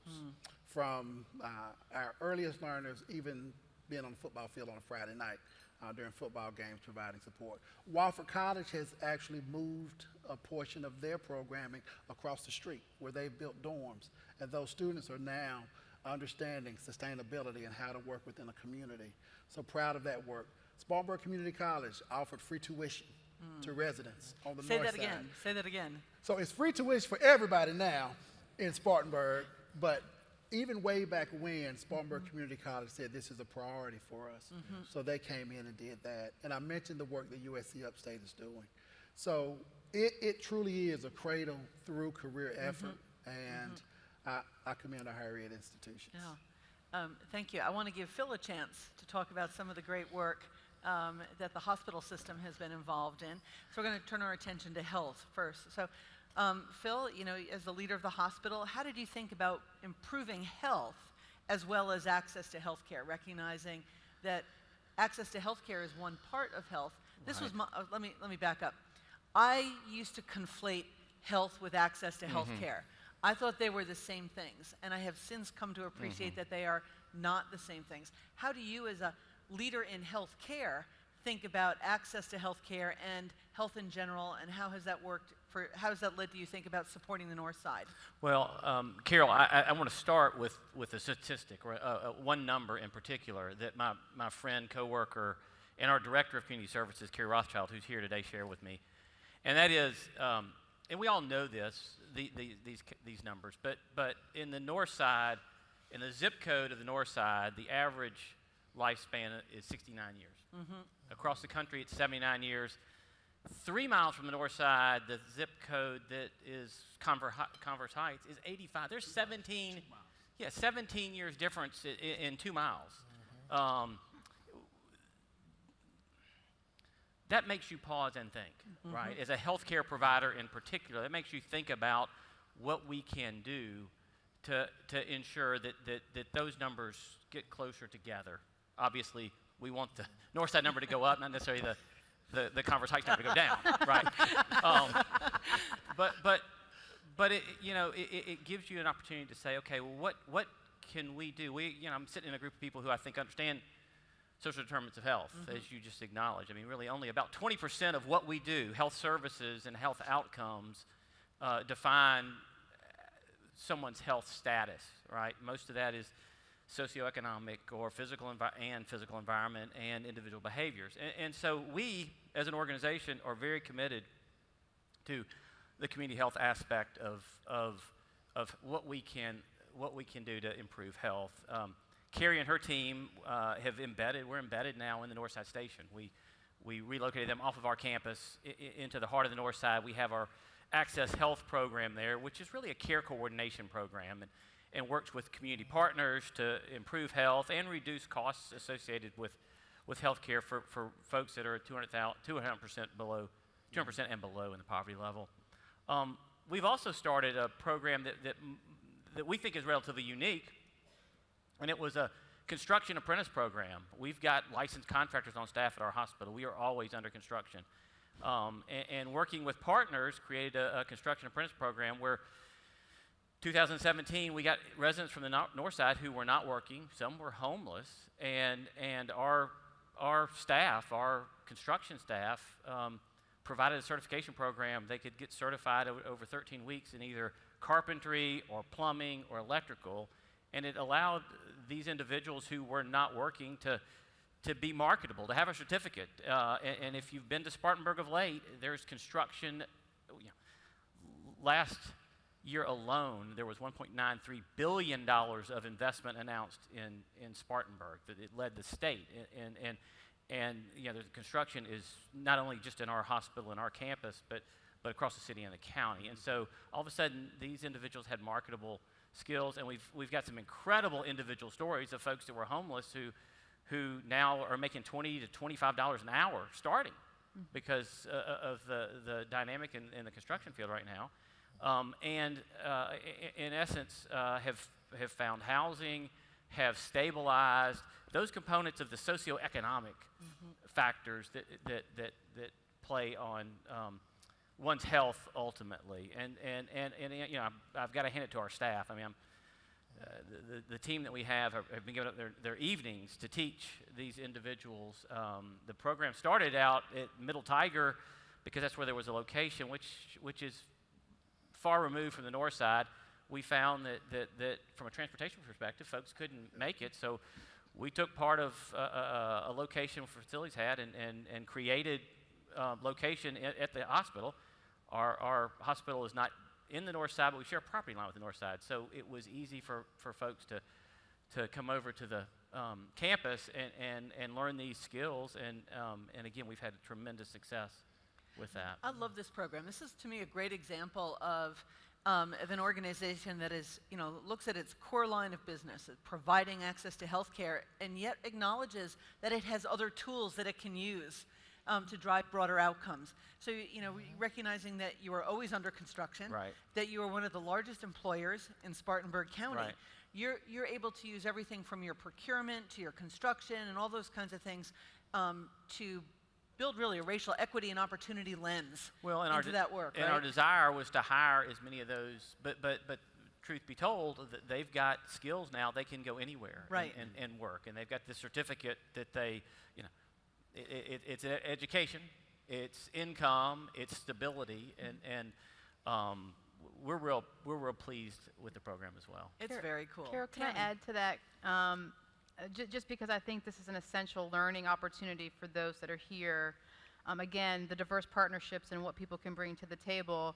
But I know, you know, at being project manager at the North Side and all the real estate projects that we were looking at doing, over $60 million in real estate projects that were going to happen in the North Side neighborhood. You know, we had a lot of discussion with the city and other partners about, you know, minority contractors and how do we increase economic opportunities for the neighborhood and for the residents. And, you know, what we said is, well, what can we control, right? We can't bring every business to the north side right now. I mean, there's just certain things that we cannot do, but what can we control? And this was an opportunity that we could control, right? We knew ourselves we were going to have $60 million, but we didn't know $1.9 billion was coming. Yeah. We're excited Yeah. about that, obviously, but we knew we had $60 million, and what we could do was, yeah, we could get a minority contractor from Atlanta or Charlotte or somewhere else, but why aren't we going to create jobs in the neighborhood, to Phil's point? And so we knew with that partnership we could create economic mobility, economic opportunity with our own dollars, our own projects, and our own partners that stayed here in the north side. And I do want to add, I mean, the program's housed at Spartanburg Regional, but the city's been involved with it. North Side, the NDG's been involved with it. United Way's been involved with it. SCC's, but Spartanburg Community College has been. It is a joint effort. As you'll find, every one of these efforts have been collaborative joint efforts in the community. Mitch? Which I have another example. My favorite program at TK Grade is our senior living program. It's a grant from the Appalachian Council of Governments to the Hospitals Foundation, staffed by the county at a city facility. I love this. Tony, we talked a little bit about Butterfly Creek. Can you give a quick overview for folks who don't necessarily have never experienced the kind of change that could happen from daylighting a creek? Yeah, so as you said, it was called Nasty Branch at the very beginning, but years ago, it was a place where the community would get fresh artesian water. It was good water, and so over time, it became, you know, run down, trashed out, whatever, and so it was covered. So the Northside Development Group worked in conjunction with the Army Corps of Engineers, and there was a desire to mitigate the loss of land when we expanded our downtown runway to bring that green space back. So we decided with the Army Corps of Engineers, we decided we'd open up that creek again. And NDG was responsible for over $400,000 of infrastructure monies to get the infrastructure done. But the Army Corps of Engineers uncovered that branch for us. And now it's a nice way to get activity in our community. And that trail is going to connect with the greater trail. It's called the Dan, that's connected throughout the entire city. So that was a way for us to bring activity to address some of the health issues. You know, we wanted people to move, So get up and move. walking trails in a beautiful environment. Exactly, exactly. That So can actually take you someplace too. exactly, and you can go eventually we'll be able to travel around the entire city from one trail to the next. So it was a part of our community becoming part of a greater Spartanburg, and an inclusiveness that we didn't have before. I'm really excited. Again, you see the kind of creativity here? I mean, this is a project that was funded and made possible because of work taking place a couple miles away at the airport. And you got the FAA and the Federal and the Army Corps of Engineers to play ball and figure out how you could then use those resources to daylight the creek and create this wonderful amenity for the community.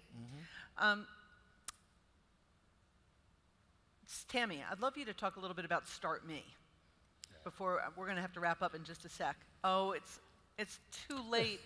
We've lost the ability to talk about Start Me. You heard it. To be told later. Yes, you heard it. You heard a bit on the video. But somebody ask a question about Start Me, and in the Q&A, we'll have a chance to talk about it. So I want to say thank you to this great panel. These people doing amazing work, and their colleagues from Spartanburg all around this room. So thank you all. Yes, thank you. I still do.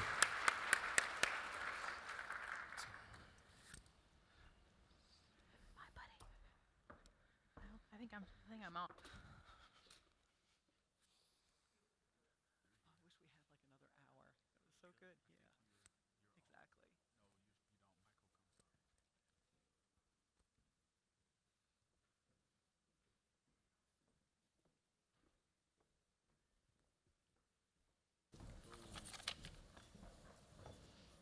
Let me set my timer.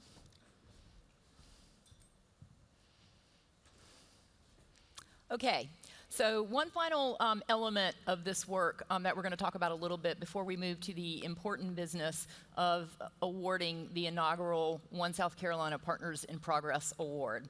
And that is sustainability and hope for the future, and a little bit about exportation here. So we're going to take it on two main fronts, the further work for the Northside Initiative and NDG and the like, and then second, thinking about what it might mean for communities beyond the North Side. So I will begin with you, Mitch. We've heard a lot about the Northside Initiative as a two-generation or multi-generation initiative. How do the opportunity infrastructure elements that you all just talked about play into a multi-generational approach to community wellness? First, when you invest in people, it is an investment that has the opportunity to pay dividends for years and years to come. That multi-generational approach that we see at the community center each and every day, young people in a facility swimming from the Cleveland Academy of Leadership while they're 50 seniors upstairs participating in Zumba and exercises taking place. But there are so many examples of that. Our mayor, who's here tonight, Mayor Jerome Rice, he's from the North Side. And so when people ask how committed the city going to be to the North Side, at least 4 more years, we know that because the mayor is from the North Side. And he is an example of a community investing in his people and the importance of this investment, and how this investment in the North Side also has the opportunity to inspire investment in other communities. You know, I travel different places and people talk about equity, and Tammy noted it earlier. This is equity in action. All right, we see it every day, and we see the fruits of the labor. I mean, but clearly the city acknowledged the lack of investment and what it led to, and we believe is critical for us to continue this investment and leverage the investment that is taking place. Russell, would you like to add anything to that around the role of public education in this two-generation approach? And the what approach? In the multi-generational approach? Yeah, so, the transformation plan that the Northside has in place is a wonderful plan. I think do you want me to go ahead and talk about some of the investments we've received to support this? So, Spartanburg Academic Movement, we have been fortunate to become a part of a 14-member community cohort nationwide. Just to give you a sense of the communities, it's Dallas and San Antonio, it's Fresno and Oakland, Salt Lake City, Memphis, Tulsa, Louisville, and then of course Spartanburg's the biggest city in all of that. And there's a national organization called Blue Meridian Partners who they're trying a strategy with philanthropy across the country because this work takes a long time. And the transformation plan that we put in place, we applied for a Choice Neighborhoods grant, didn't get the grant, but we committed that we're going to do this work anyway. Over 10 years, I think we've leveraged about $150 million worth of investment there. Now, what if we can accelerate that work? So part of our work now at SAM, as we're looking at this particular investment strategy, and I like the word investment because that's what we're doing. We're prioritizing 2 neighborhoods and really helping to build a 2-generation approach within the community.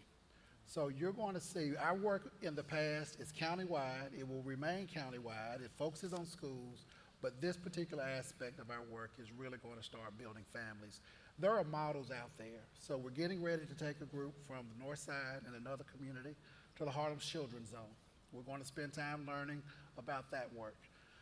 We've got an individual coming in from the Northside Achievement Zone in Minneapolis. We're getting ready to write a $30 million Promise Neighborhoods grant because all of these efforts really focus at the child and family level.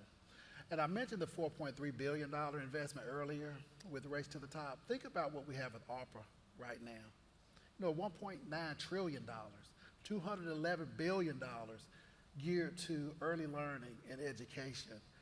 So our goal right now is to make sure that we're utilizing those dollars to build families. And it's difficult work, so we're spending this time putting together a community investment plan centered around families. I want to know, Jackie, is how do you invest in culture, right? This last session about infrastructure allows you to invest in culture, right? Changing the culture and the expectations. That community center in the atmosphere it creates, the statement of hope and opportunity and how that creates those expectations about what's possible for the entire family. And also having a venue where community building takes place. So one of the most important aspects of that investment in the multi is relationship building. Families knowing each other, neighbors knowing neighbors. Some of the events that take place that the Voyagers lead, that's how you invest in culture. And I think that investment in culture is also an investment in the multi-generation. And Jack, and we need resources. I mean, I think about the good work at the Franklin School right now, but the greatest challenge, there's a waiting list. So how do we get to a point to where we can really start? We know these investments work. So how can we get to a point where we can start prioritizing our resources and aligning our resources to scale this work, even within the north side, but certainly in other communities? I want to talk a little bit more about that in just a bit because I know everyone here is interested in how these lessons apply to community transformation in your communities. But I wanted to talk with Tony for just a moment. You have recently purchased the Northside home that you've lived in for many years. Yes. So what does this mean to you, and what does opportunity for home ownership mean for other residents of the Northside? Well, Jackie, as you know, a lot of times in the African American community and a lot of marginalized communities across this country, we don't have the ability to say, this is where I grew up. There's a lot of transition in our communities. And you don't have that opportunity to say, well, I can take you to my childhood home. So for me, living in the North Side and with this initiative, I was able to purchase the home that I've been living in for over 30 years. And for me, it means everything. And I'd just like to share a story. The very house that I live in, there was a gentleman who came from the South Side, which is one of my favorite communities as well. But he would walk from the South Side to the North Side. And this was during the Depression era in the 1920s and early 30s. And he would come to the house that I live in now to put coal in the heater for the residents who lived there, twice a day, in the morning and in the evening. But he wasn't allowed in the house. The family that lived there would leave him a plate. And mind you, this was a time in our country where it was very poor. Y'all heard of the Dust Bowl, Depression, and people were living by the skin of their teeth. And so that meal was everything to him. And he took that meal back to the South Side to share with his wife. So for me, it was like coming full circle for me owning that house, and to say that this gentleman who served these people who lived in the house wasn't even allowed to walk in the house, come in the house. So a part of the fact that I love the house, and it was similar to the house that I grew up in Paulding, South Carolina, when I was younger, it also means to me that we've come a long way, and that I'm living in a house now that someone that looked like me wasn't even allowed in. So it's and for my community, what that means is the same thing, is that we have opportunities to create generational wealth, that American dream that we all talk about. That's what it's all about. Because most Americans, of course, their primary means of building wealth is through their home, right? Home ownership. I mean, I own a little home and a 2014 Acura and a boxer dog, and that's about it for me. So, and I mean, I take a lot of comfort in all three of those things, at this point. But yeah, for most folks, that's how we put together that, the assurance that you're not going to be living under a bridge when you're 60. Exactly. And I was thinking about what Mitch was saying about investing in culture. That's right. And investing in belief systems, because I think that a lot of little kids, by the time they're 4 or 5 years old, they have figured out where they belong on the scale of things you get and things you don't get. And it's so important. And Jackie, if I could say, is this whole initiative is just not about, you hear the word holistic a lot, but that's really the truth. It's not about building buildings and beautiful buildings, but it's about an investment in people and understanding the plight of people and saying, I want to make a change, I want to help. America's a very rich country, and the disparities that we see in this country shouldn't be. And this initiative speaks to that. Can one of you guys talk about the other aspect of keeping people in their communities, because part of it, of course, is affordability and the homes remaining affordable, which is one of the challenges in community transformations, and these folks are putting things in place to guard against that. But there's also pieces that are connected to looking around the community and understanding that you belong there. Can someone here talk about that?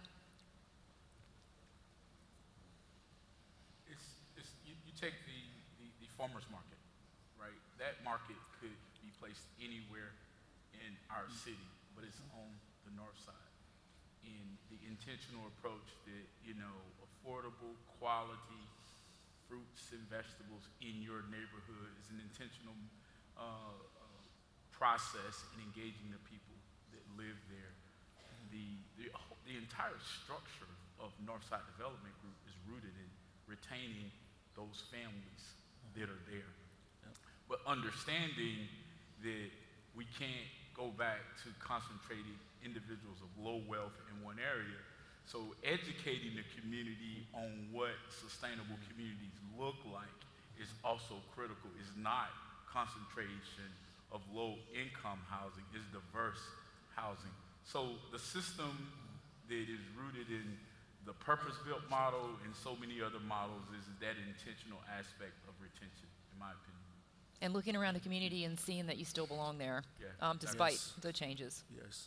Yep. And I think you want to position people to where they have choices. Right. I mean, you have some people who are trapped in neighborhoods and they can't get out. Right. You have some people, I think about Cleveland, for example, transiency is still very high at the school because people sometimes have to leave and they don't want to leave.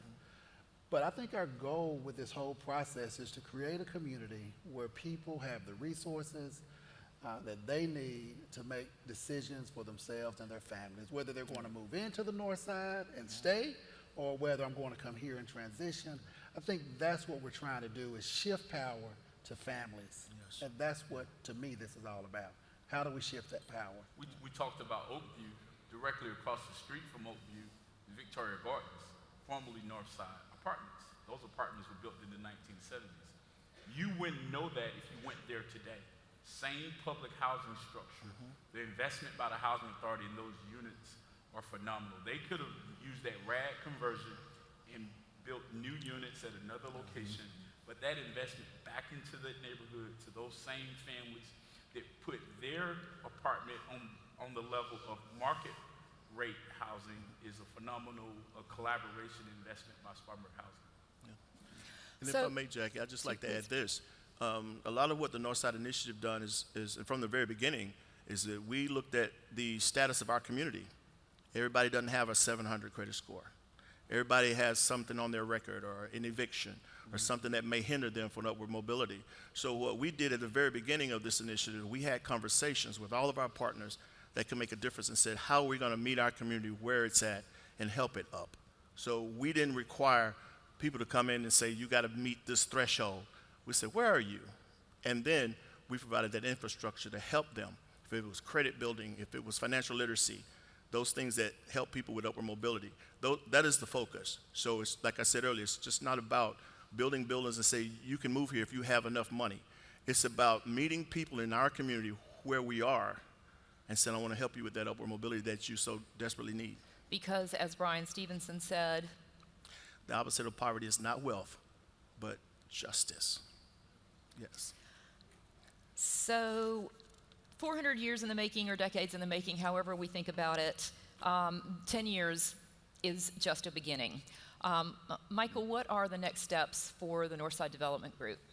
Yeah, well, as Bill said, we're far from over with this this voyage, but a couple of things on the forefront. We're talking about home ownership. We've got 45 homes either planned or under construction right now for home ownership.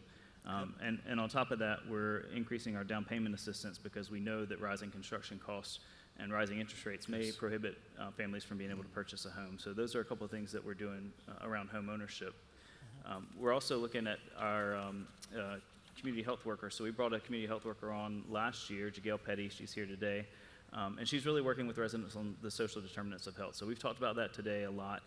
But her role is specifically to be that point person for somebody to come to the north side and say, these are the things that I need, and she can help find resources and address their needs. And so we're really excited about that and bolstering all of our programs for residents that we have. Russell talked a little bit about the education initiatives, and we're really excited about the potential to really move the needle on that education pipeline in the north side. So we have a 2-year strategic plan, or 2 years left in our strategic plan. And so we're still trying to achieve the goals laid out in that strategic plan. And then we know over the next few years, we'll have to also look at what our identity will be moving forward and how it may shift. Thank you. Thank you. Michael Williamson, CEO of Northside Development Group. Mitch, how is the city thinking about exporting the lessons of the north side beyond the north side? The north side has made it difficult for the city. A lot of people lose sight that this process, 10 years in the making, a lot of lessons learned. So how do we apply those lessons to a new community? It was noted by Dr. Booker that we have 2 master plan communities. The other community is less than a mile and a half from the north side. So we are in the process of transitioning that community to the capacity to deliver and execute on the lessons learned. But it's not easy. Think about in the early years, Kurt McPhail, he wasn't full-time. He was a program officer at the Mary Black Foundation that spent 20 hours a week working with the city until it wasn't even, now, 9 employees? How many? 7. 7 employees. Yeah, 7. And so how do we apply that process that took 10 years to a community that has even higher expectations? So it's the leveraging. It's the leveraging of those lessons, but also partnering. NDG is a partner in that other neighborhood and learning and applying some of those lessons that we've learned. Some of the missteps along the way will be critical to kind of educate the community on what sustainable community looks like. Think about the early years of the north side in VCOM. I never forget, we visited the campus in Blacksburg. I knew nothing about osteopathic medicine, right? And it was noted, it's like if they come in and your elbow is hurting, they just don't treat your elbow, they treat the entire body. And so that critical lesson about the north side, the city used to go in and just build a new home and walked away. Well, we understand now it's bigger than just building a home. It's the education, it's the health. But the most critical investment is in the people. So taking that process and lessons and transferring it to another community is what it's all about. Yeah, I think that brings us nicely to our closing point. And this is for all the panelists, and I'd love to hear from you all. So tell us what you want to tell us. let the audience know if there's something that needs to be clarified, a question that we haven't asked you. If you would like to offer to this audience, everyone of whom is working in the community to drive progress in South Carolina, one takeaway when you're thinking about doing this. I mean, with stars lined up in Spartanburg, right? And so, how do we think about taking those lessons out to these folks? What might your advice be as the critical element? And I'll start with you, Russell.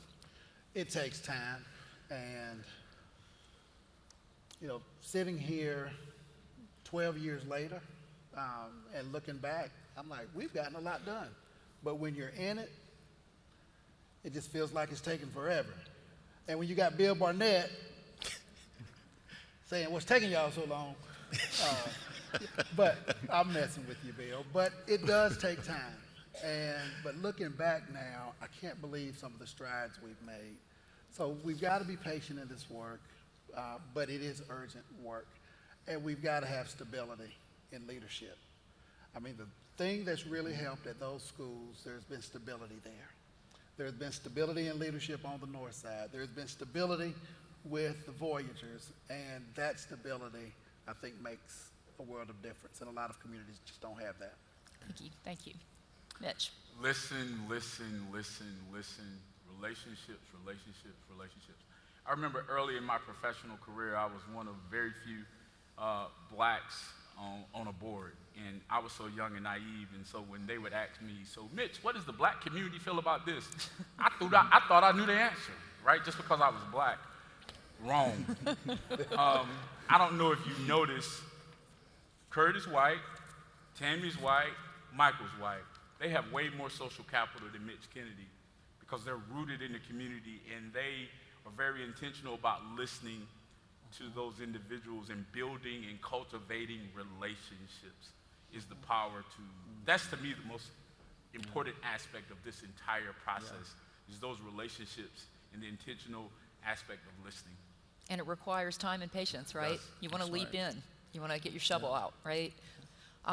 Michael. Yeah, I would have said relationships had Mitch not taken my answer, but secondary to that, I think, really developing a plan and following it. We've talked about that today, but when I came into Northside Development Group a little over 2 years ago, one of the things that struck me most about the transformation plan is how closely it had been followed. So if you look at the plan that was laid out in 2014 and you overlay a map today, it has almost been followed almost exactly how it was laid out.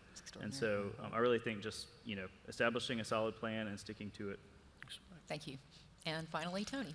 I would just encourage everyone in this room to get out of your comfort zone and start to have conversations with people that don't look like you. Have conversations and invite someone to dinner or lunch and talk with them and ask them those questions. What's going on with you? What's happening in your world? We don't have to be like this. Here we are in 2022, and we're talking about diversity, equity, and inclusion, and we were talking about that when I was a child 57 years ago. So I would just encourage everybody in this room to get out of your comfort zone, talk to someone, and if you have a skill set or you have an ability that can help change somebody's life and help make somebody's life better, do that. Thank you, panelists. Right. So.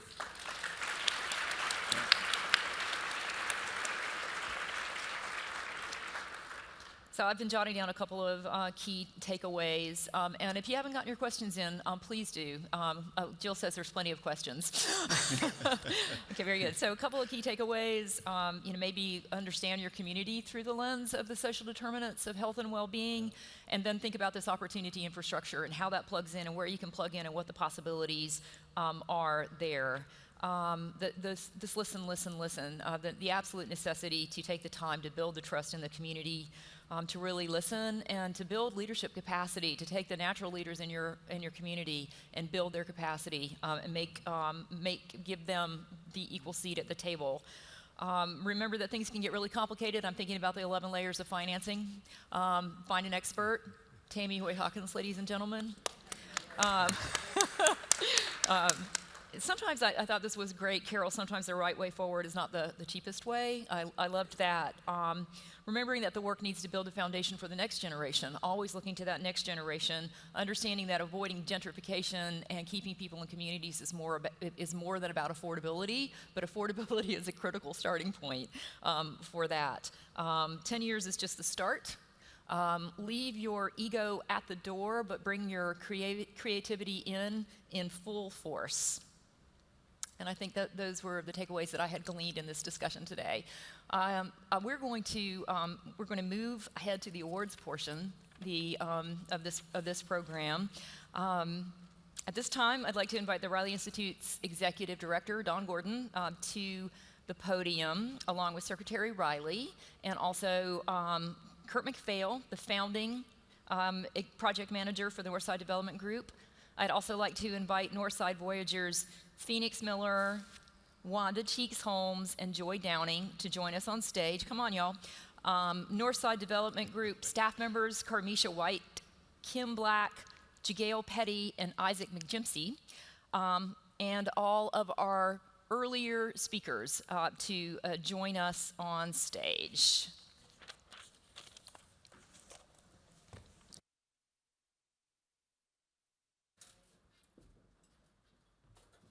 Good job, Jackie. Isn't that good? Good job, Jackie.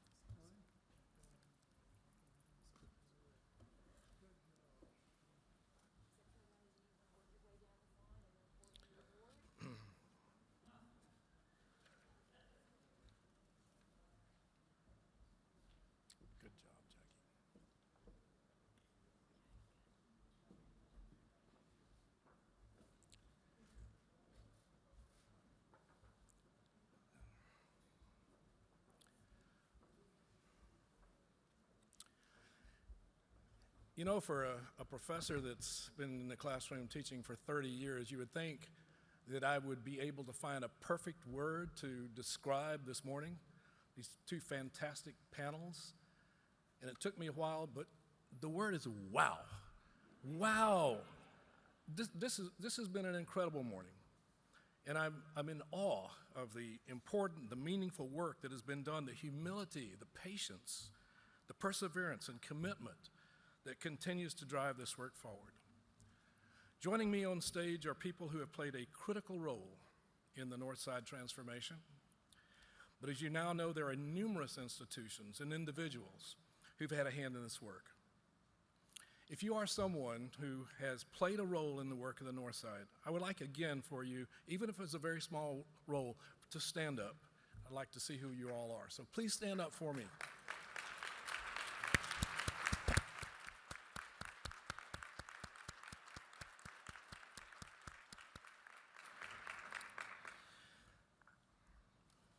To those of you who are here on the stage, on behalf of the Richard W. Riley Institute at Furman University, it is my great pleasure to offer my congratulations to you for setting such a high bar on what communities can do.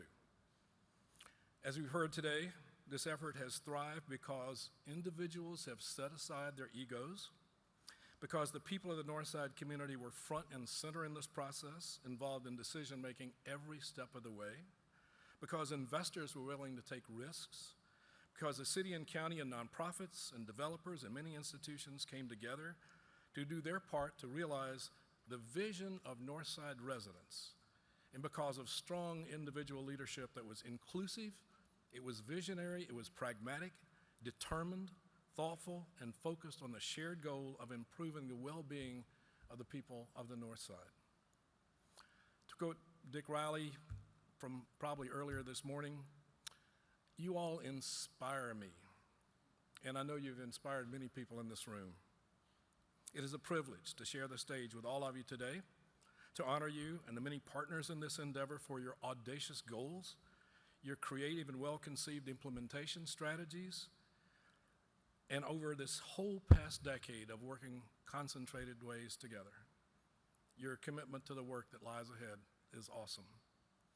In just a moment, Secretary Riley will present you with the inaugural OneSouthCarolina Partners in Progress Award. Beginning next year, the award will be presented each January the morning after its sister awards, the Riley Wilkins One South Carolina Awards for Legislative and Civic Leadership, are presented in this very place in January. This award, like the Riley Wilkins Award,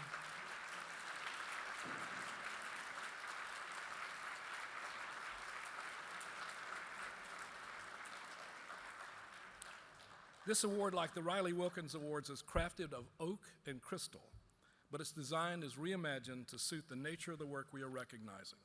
The oak base is particularly special to us. It is made from trees felled on Furman's Grand Boulevard. Secretary Riley, I can't tell from being behind here whether you've had a chance to present that award yet, but I appreciate it. So, congratulations, everybody.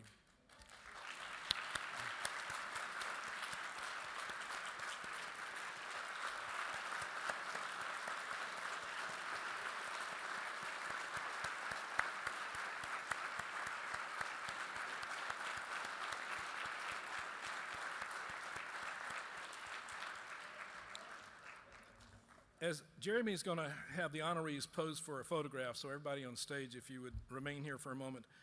And I would like to remind all of you in the audience that we're looking forward to hearing your questions. So if any of you need to leave, go do so now. Give us a couple of minutes, and then we will get around to answering the questions. And thank you so much. I really appreciate your being here, and we look forward to these questions.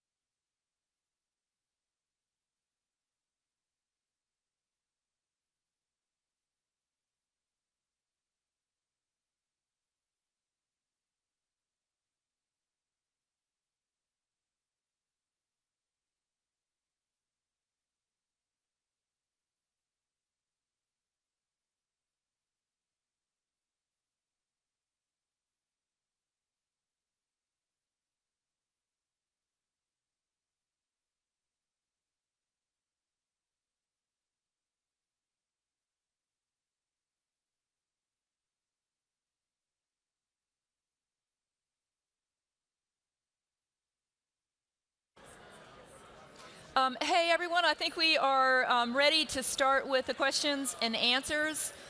So we've gotten some good ones too. So I would ask all of our panelists and Carol Naughton to join us on stage for the Q&A.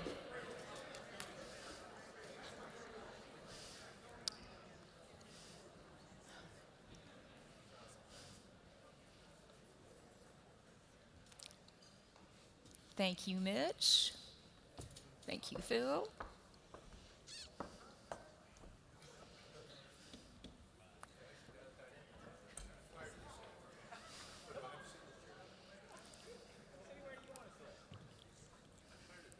You come on down here with us.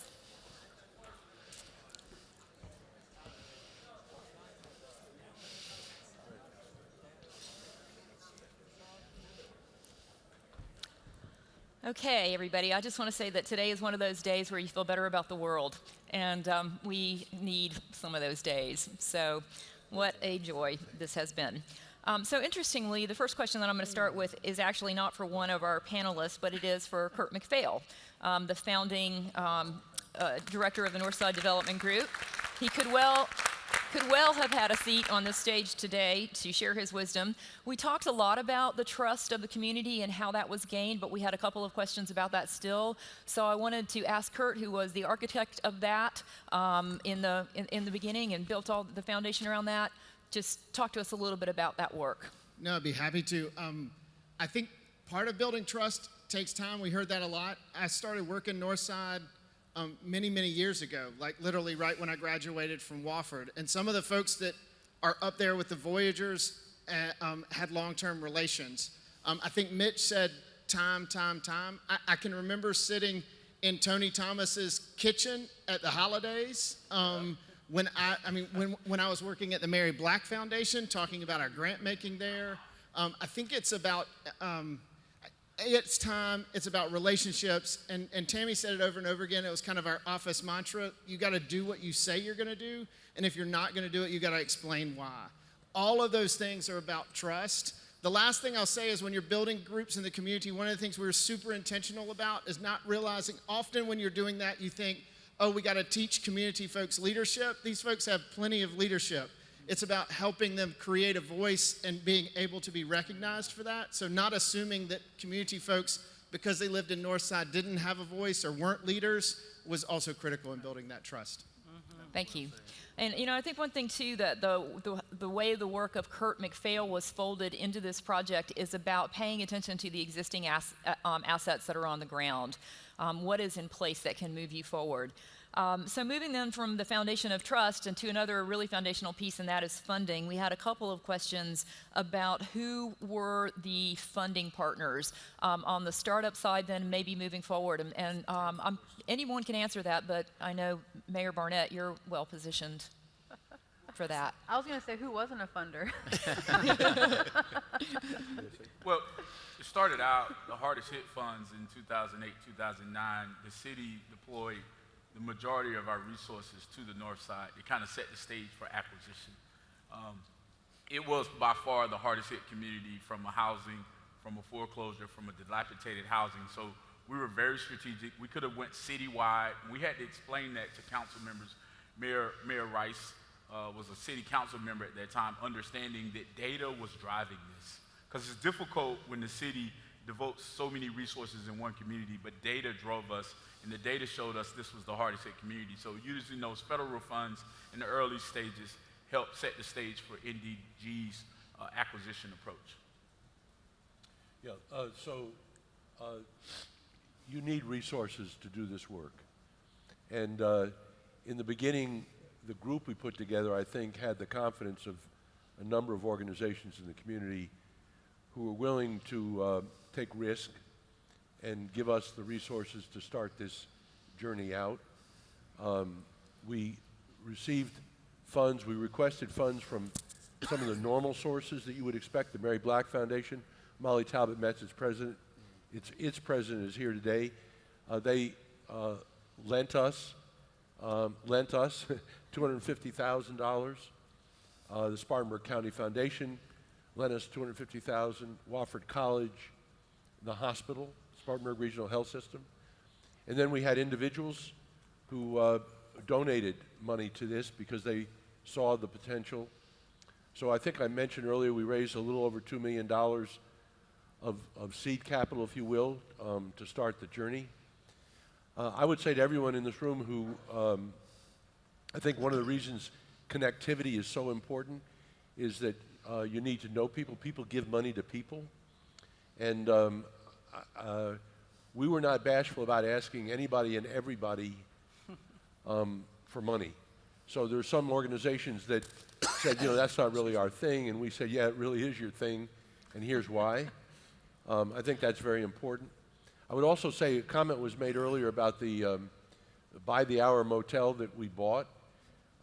It was sort of equidistant between the north side. It's in the north side, but in, towards the hospital and towards Wofford College. We had to buy the people out, tear the building down. Cost us $800,000. But I will tell you that the Spartanburg Regional Health System gave us resources towards that.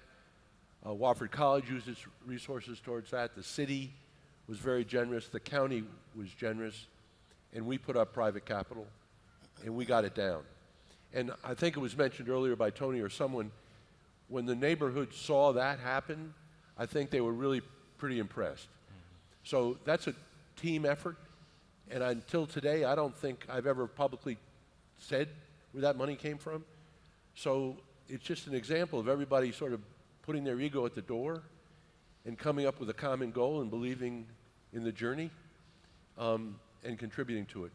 But we've had about, over the last 10 years, about 16 million private dollars invested in the north side, levering, I think Russell commented on $150 million of projects. That's a pretty good ratio. And that's because people give money to people that they believe are going to deliver on their vision. For some of that, that's code. Ahead, people give money to Bill. Yeah. Well, I think that's a great point, and I think all those institutional partners, and I think that's what's unique about the North Side is the institutional partners that came to the table that saw this as their neighborhood just as much as the residents' neighborhood. But that private investment and that public investment was essential. But I can't not say tax credits and leveraging the tools and financing tools that are available, only because that is why I have gray hair.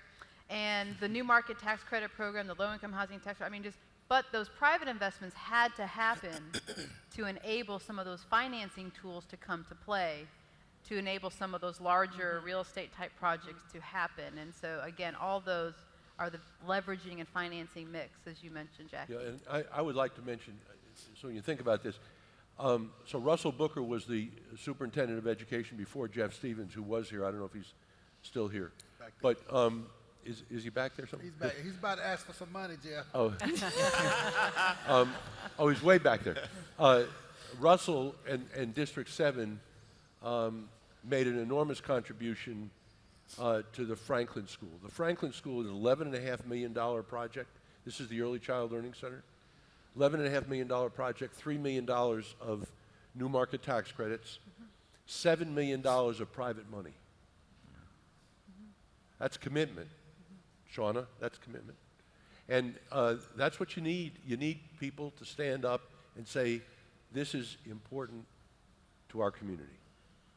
Can I jump in and add one question? I want to elevate something that Tammy and Bill and Mitch are touching on, which is the idea that policy matters. And so policy at the state level matters. How low-income housing tax credits are allocated matters. Are they done in a way that is smart and is going to create economically diverse neighborhoods? Or are they done in a way that concentrates poverty and creates potentially more challenges than communities can handle?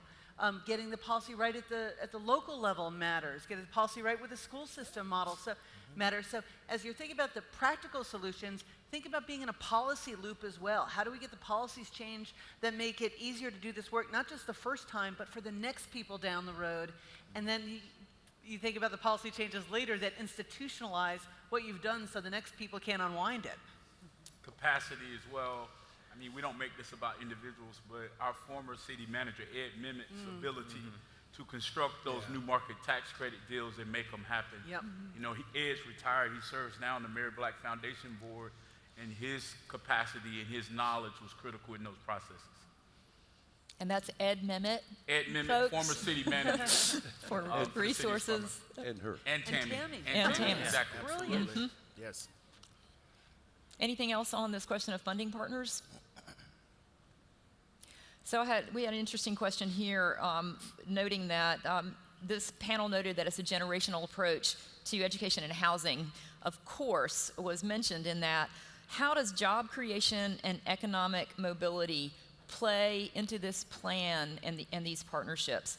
What has been the economic impact for residents? Are there more business owners? At minimum, better career opportunities for others? And this might be a moment that we can speak to Start Me, Carol. So I'm going to put that out to anybody who wants to start. So, so yeah, I mean, I think at the core of everything we've talked about people, and the example we talked about with the hospital and the workforce development and the job creation was super instrumental. But you know, next to that was economic mobility around entrepreneurship and small businesses. And there wasn't that many small businesses in the North Side. And one of the things that we looked at was how do we create more business opportunities, in particular for residents. And you know, Tony was a barber. He was an entrepreneur. We had lots of entrepreneurs in the community. And so how could we bring training and economic opportunity for that? And so we modeled the program after the purpose-built model in Eastlake and Emory, and worked with our business school, the George Dean Johnson Business School. And it was all around bringing capital and resources, as well as education, and of course mentorship. And so I think, Michael, you might want to share, we just celebrated the 6th anniversary. Yeah, so the 6th graduating class, we had 11 entrepreneurs that graduated this past Saturday. And you know, one of the things we're also looking at is affordable space for them to locate their businesses in the North Side. So I think as we move forward, you know, we're helping those folks develop their businesses. We want to make sure that those businesses stay in the North Side and that the residents can have access to those businesses.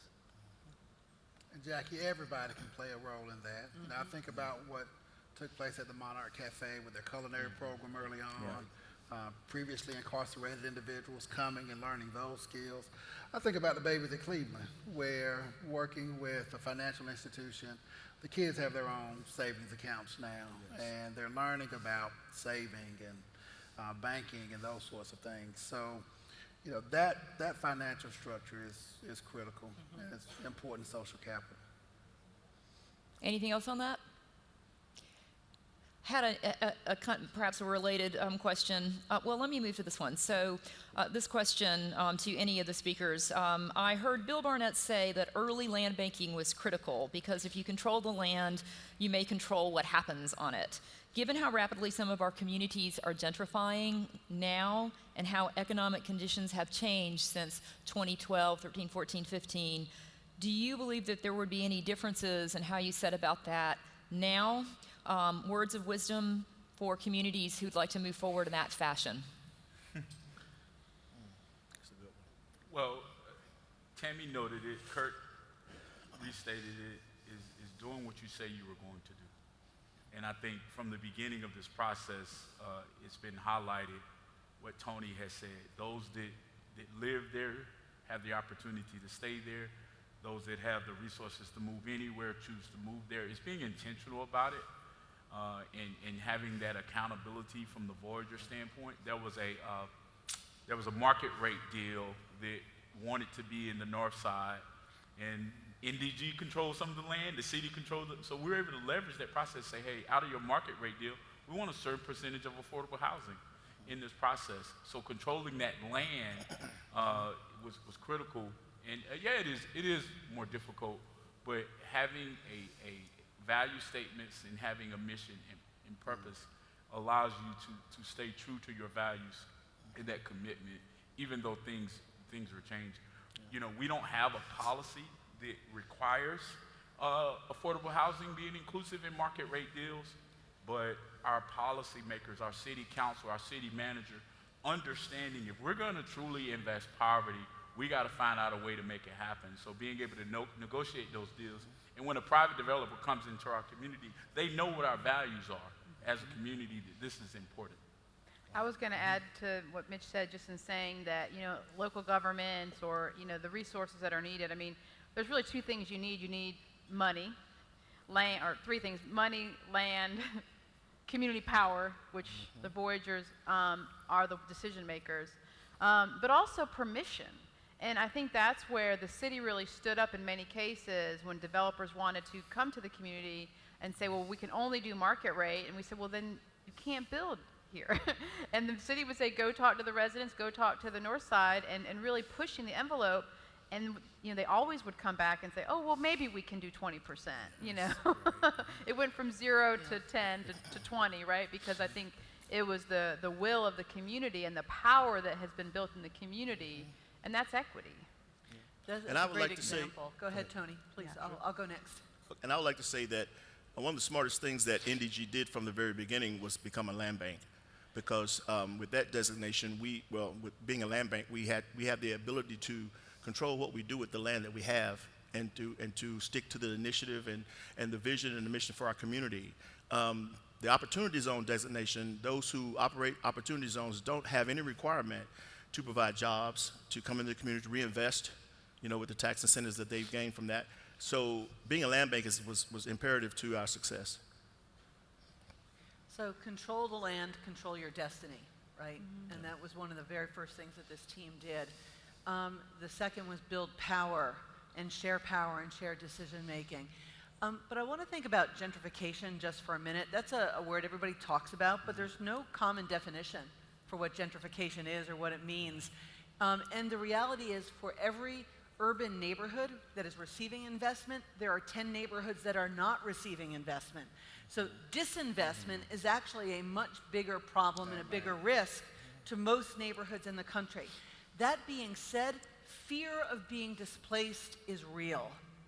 And so thinking about how you build that infrastructure, you just heard what the city did in case of somebody coming in and say, I want to do all market rate. There was an infrastructure here that didn't require rezoning. It wasn't that formal thing. It was a real practice within this city for the city to say, we've made a commitment to do mixed income. If you want to do something other than that, you've got to get the Voyagers and you've got to get NDG to say, yes, we think this is good for the community. And without that, it wasn't going to happen. I mean, there are lots of ways to create power, shared decision making, that are really important in combating fear of displacement, even if that actual displacement is unlikely to occur. That's an important story. She talked about the lack of investment. I remember Ed early on when the newspaper was calling about us acquiring Oakview and displacement, and his point to them was, where were you 10 years ago when there was no investment taking place? It goes back to that point about tragedy and how we view things that are happening amongst us that nobody's talking about. Other thoughts on that? It does connect to another question that we had gotten, and this goes to Tammy Hoy-Hawkins. Tammy, you had mentioned making a social decision over a financial decision at some points. Would it be fair to say that over the long run, that social decision yields financial benefits because it supports the viability and inherent attractiveness of the project? Yeah, absolutely. I think if you follow the values in which we've instituted, as Mitch and Carol both mentioned, I think that it's going back to doing what you say you're going to do, that has leveraged so much opportunity for the community. It kept residents in the community, but those are hard decisions to make. When I'm presenting to a board of directors who says, "Tammy, this makes absolutely no financial sense." But it's the right thing to do. Because, again, you're investing in people, you're investing in their future, you're investing in the ability to support communities, and it wasn't just about the bottom line for the Northside Development Group budget. Knowing that you have to do that once in a while to make those decisions for the individuals in the community. Yeah. And to that, what Tammy said, I wrote an article that was published in the Stanford Innovative Time Review in 2015, and it was about creating health in the community. And creating health doesn't always mean access to health care, but that people have a choice and a decision and the making decisions that affect their lives. And when you give people that kind of power, you're creating health in ways that you don't know. It's not always about seeing a doctor or having access to an to a care physician. But when you give people that power to have a say in those things that affect their lives, you're creating a healthy community. Further thoughts on that? Well, that connects nicely to my next and final question, and I'm hoping that a number of you have something to contribute here. What plans, if any, do you have for developing young leaders for the future sustainability of the project? Oh, wow. Good question. Wow. Really good question. Yes. Wow. Well, I know for us as Voyagers, we're present in the local school with mentoring, and we like to make ourselves known in the community, throughout the community, whether it's partnership with Wofford College and the students at Wofford, or engaging the kids at Cleveland Academy or the Franklin School. And Shauna is amazing at the Franklin School. Those kids, she really doesn't need any help. She's a force on her own, but just knowing that, you know, we're an example in the community for the children to grow up and see, and Bill and I have talked about that. You know, the Voyagers need to people in the community need to know that the Voyagers and people from that community participated in this, and that all the help didn't just come from the outside, that it was some help within the community that helped make these things happen. And those are examples that we can pass on to our children and our grandchildren. Yeah, I was going to add, just because I'm looking at Russell, you know, one of the things that we did early on was we had internships at the North Side. And so any job that was available at the North Side, the residents had first option to apply for those jobs and first option to be in those positions. And we hired lots of resident leaders to do different work that we would hire consultants for, because again, you know, why would we go outside when we've got the talent right there? But we instituted working with District 7. We used to meet with the students twice a year. We did tours with them. We got their feedback. And then we offered them a paid intern position at the Northside Development Group. And many of those individuals continued to do community work over time or came back to us in the summer. They went to college and came back. So we started to build the relationship that we had with the school and utilizing opportunities that we had to offer to employ the youth, to employ them in opportunities. Well, and I was just going to say, and that was one of the reasons when we did the transformation plan at Cleveland that we opted for a leadership school. I mean, if those habits work for Fortune 500 companies, we've learned they also work for children. But specifically now, you know, you can't see. Catherine, can you hold that plan up? That's the Northside Transformation Plan. 400 pages. Yeah, and when we wrote that plan, again, we didn't get that grant, but it served as a roadmap for really transforming the community. We are getting ready to go through an arduous process of writing a Promised Neighborhoods grant. It's a long shot. It's $30 million. They'll give 3 out nationwide. I think we're well positioned for it.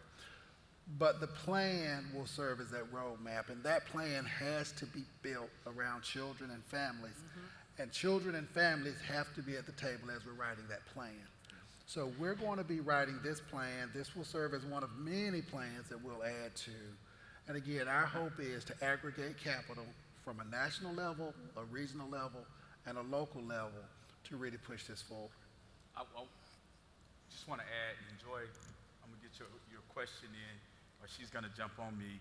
We talked about the community center. The community center is named after an historic figure in our community, the Dr. T.K. Gregg Community Center.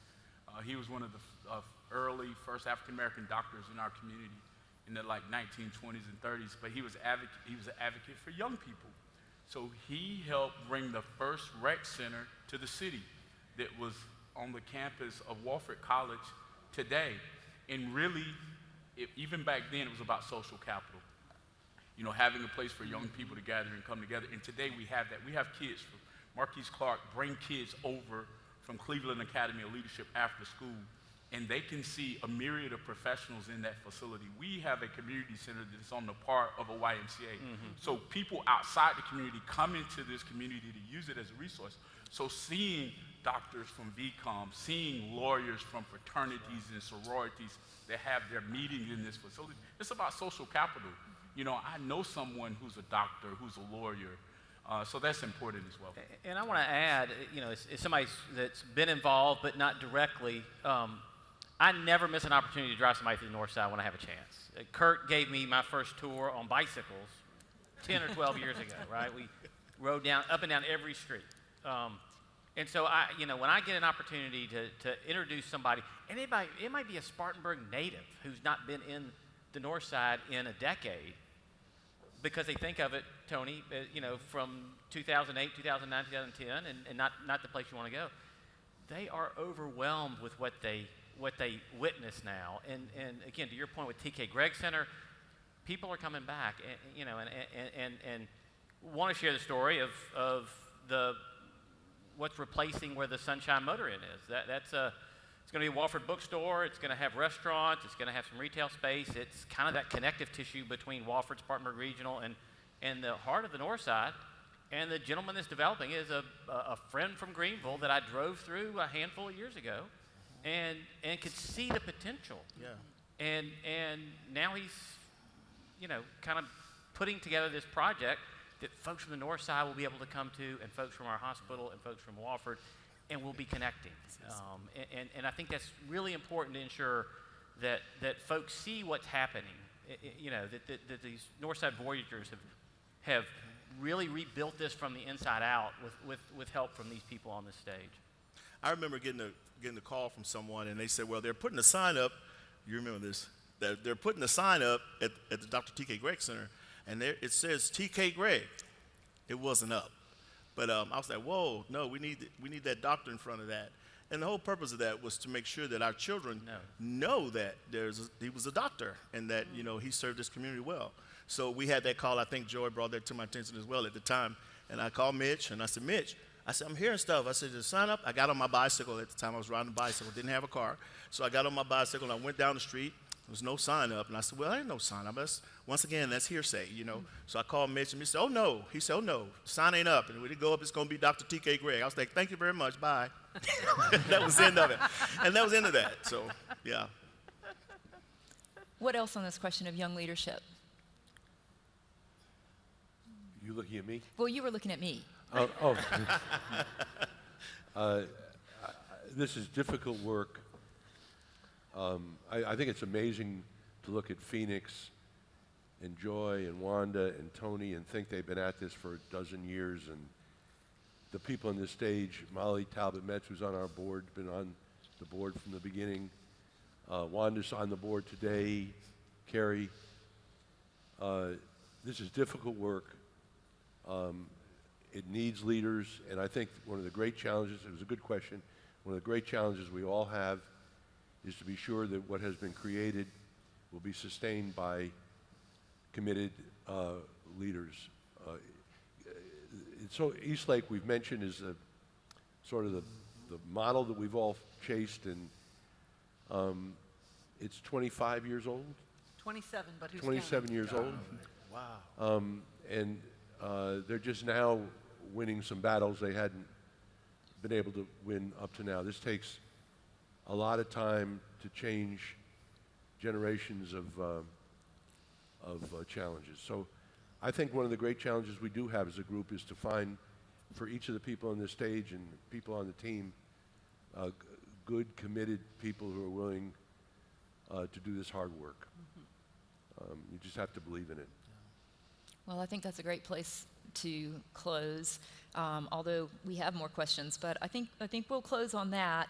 I said to some of these folks last night when we had dinner that we have not made it easy on these folks for us to give them this award. A rough calculation, they've spent 125 hours with us trying to make us understand what they're doing and helping us understand how to make this day as productive and fruitful for you all here. When we conceived the idea of this OneSouthCarolina Partners in Progress Award, this first award, I saw so clearly in my mind the Northside Initiative. It was, and I was so pleased when our advisory committee very quickly brought that forward as an example. And, join us this time next year, January 12th, rather, I should say. Jill, is that the right date? Yeah, so on the next day following our Riley Wilkins Legislative and One South Carolina Legislative and Civic Awards, this next morning we're going to have our second annual forum and award. So who knows, perhaps someone in this audience is doing work that will be recognized then.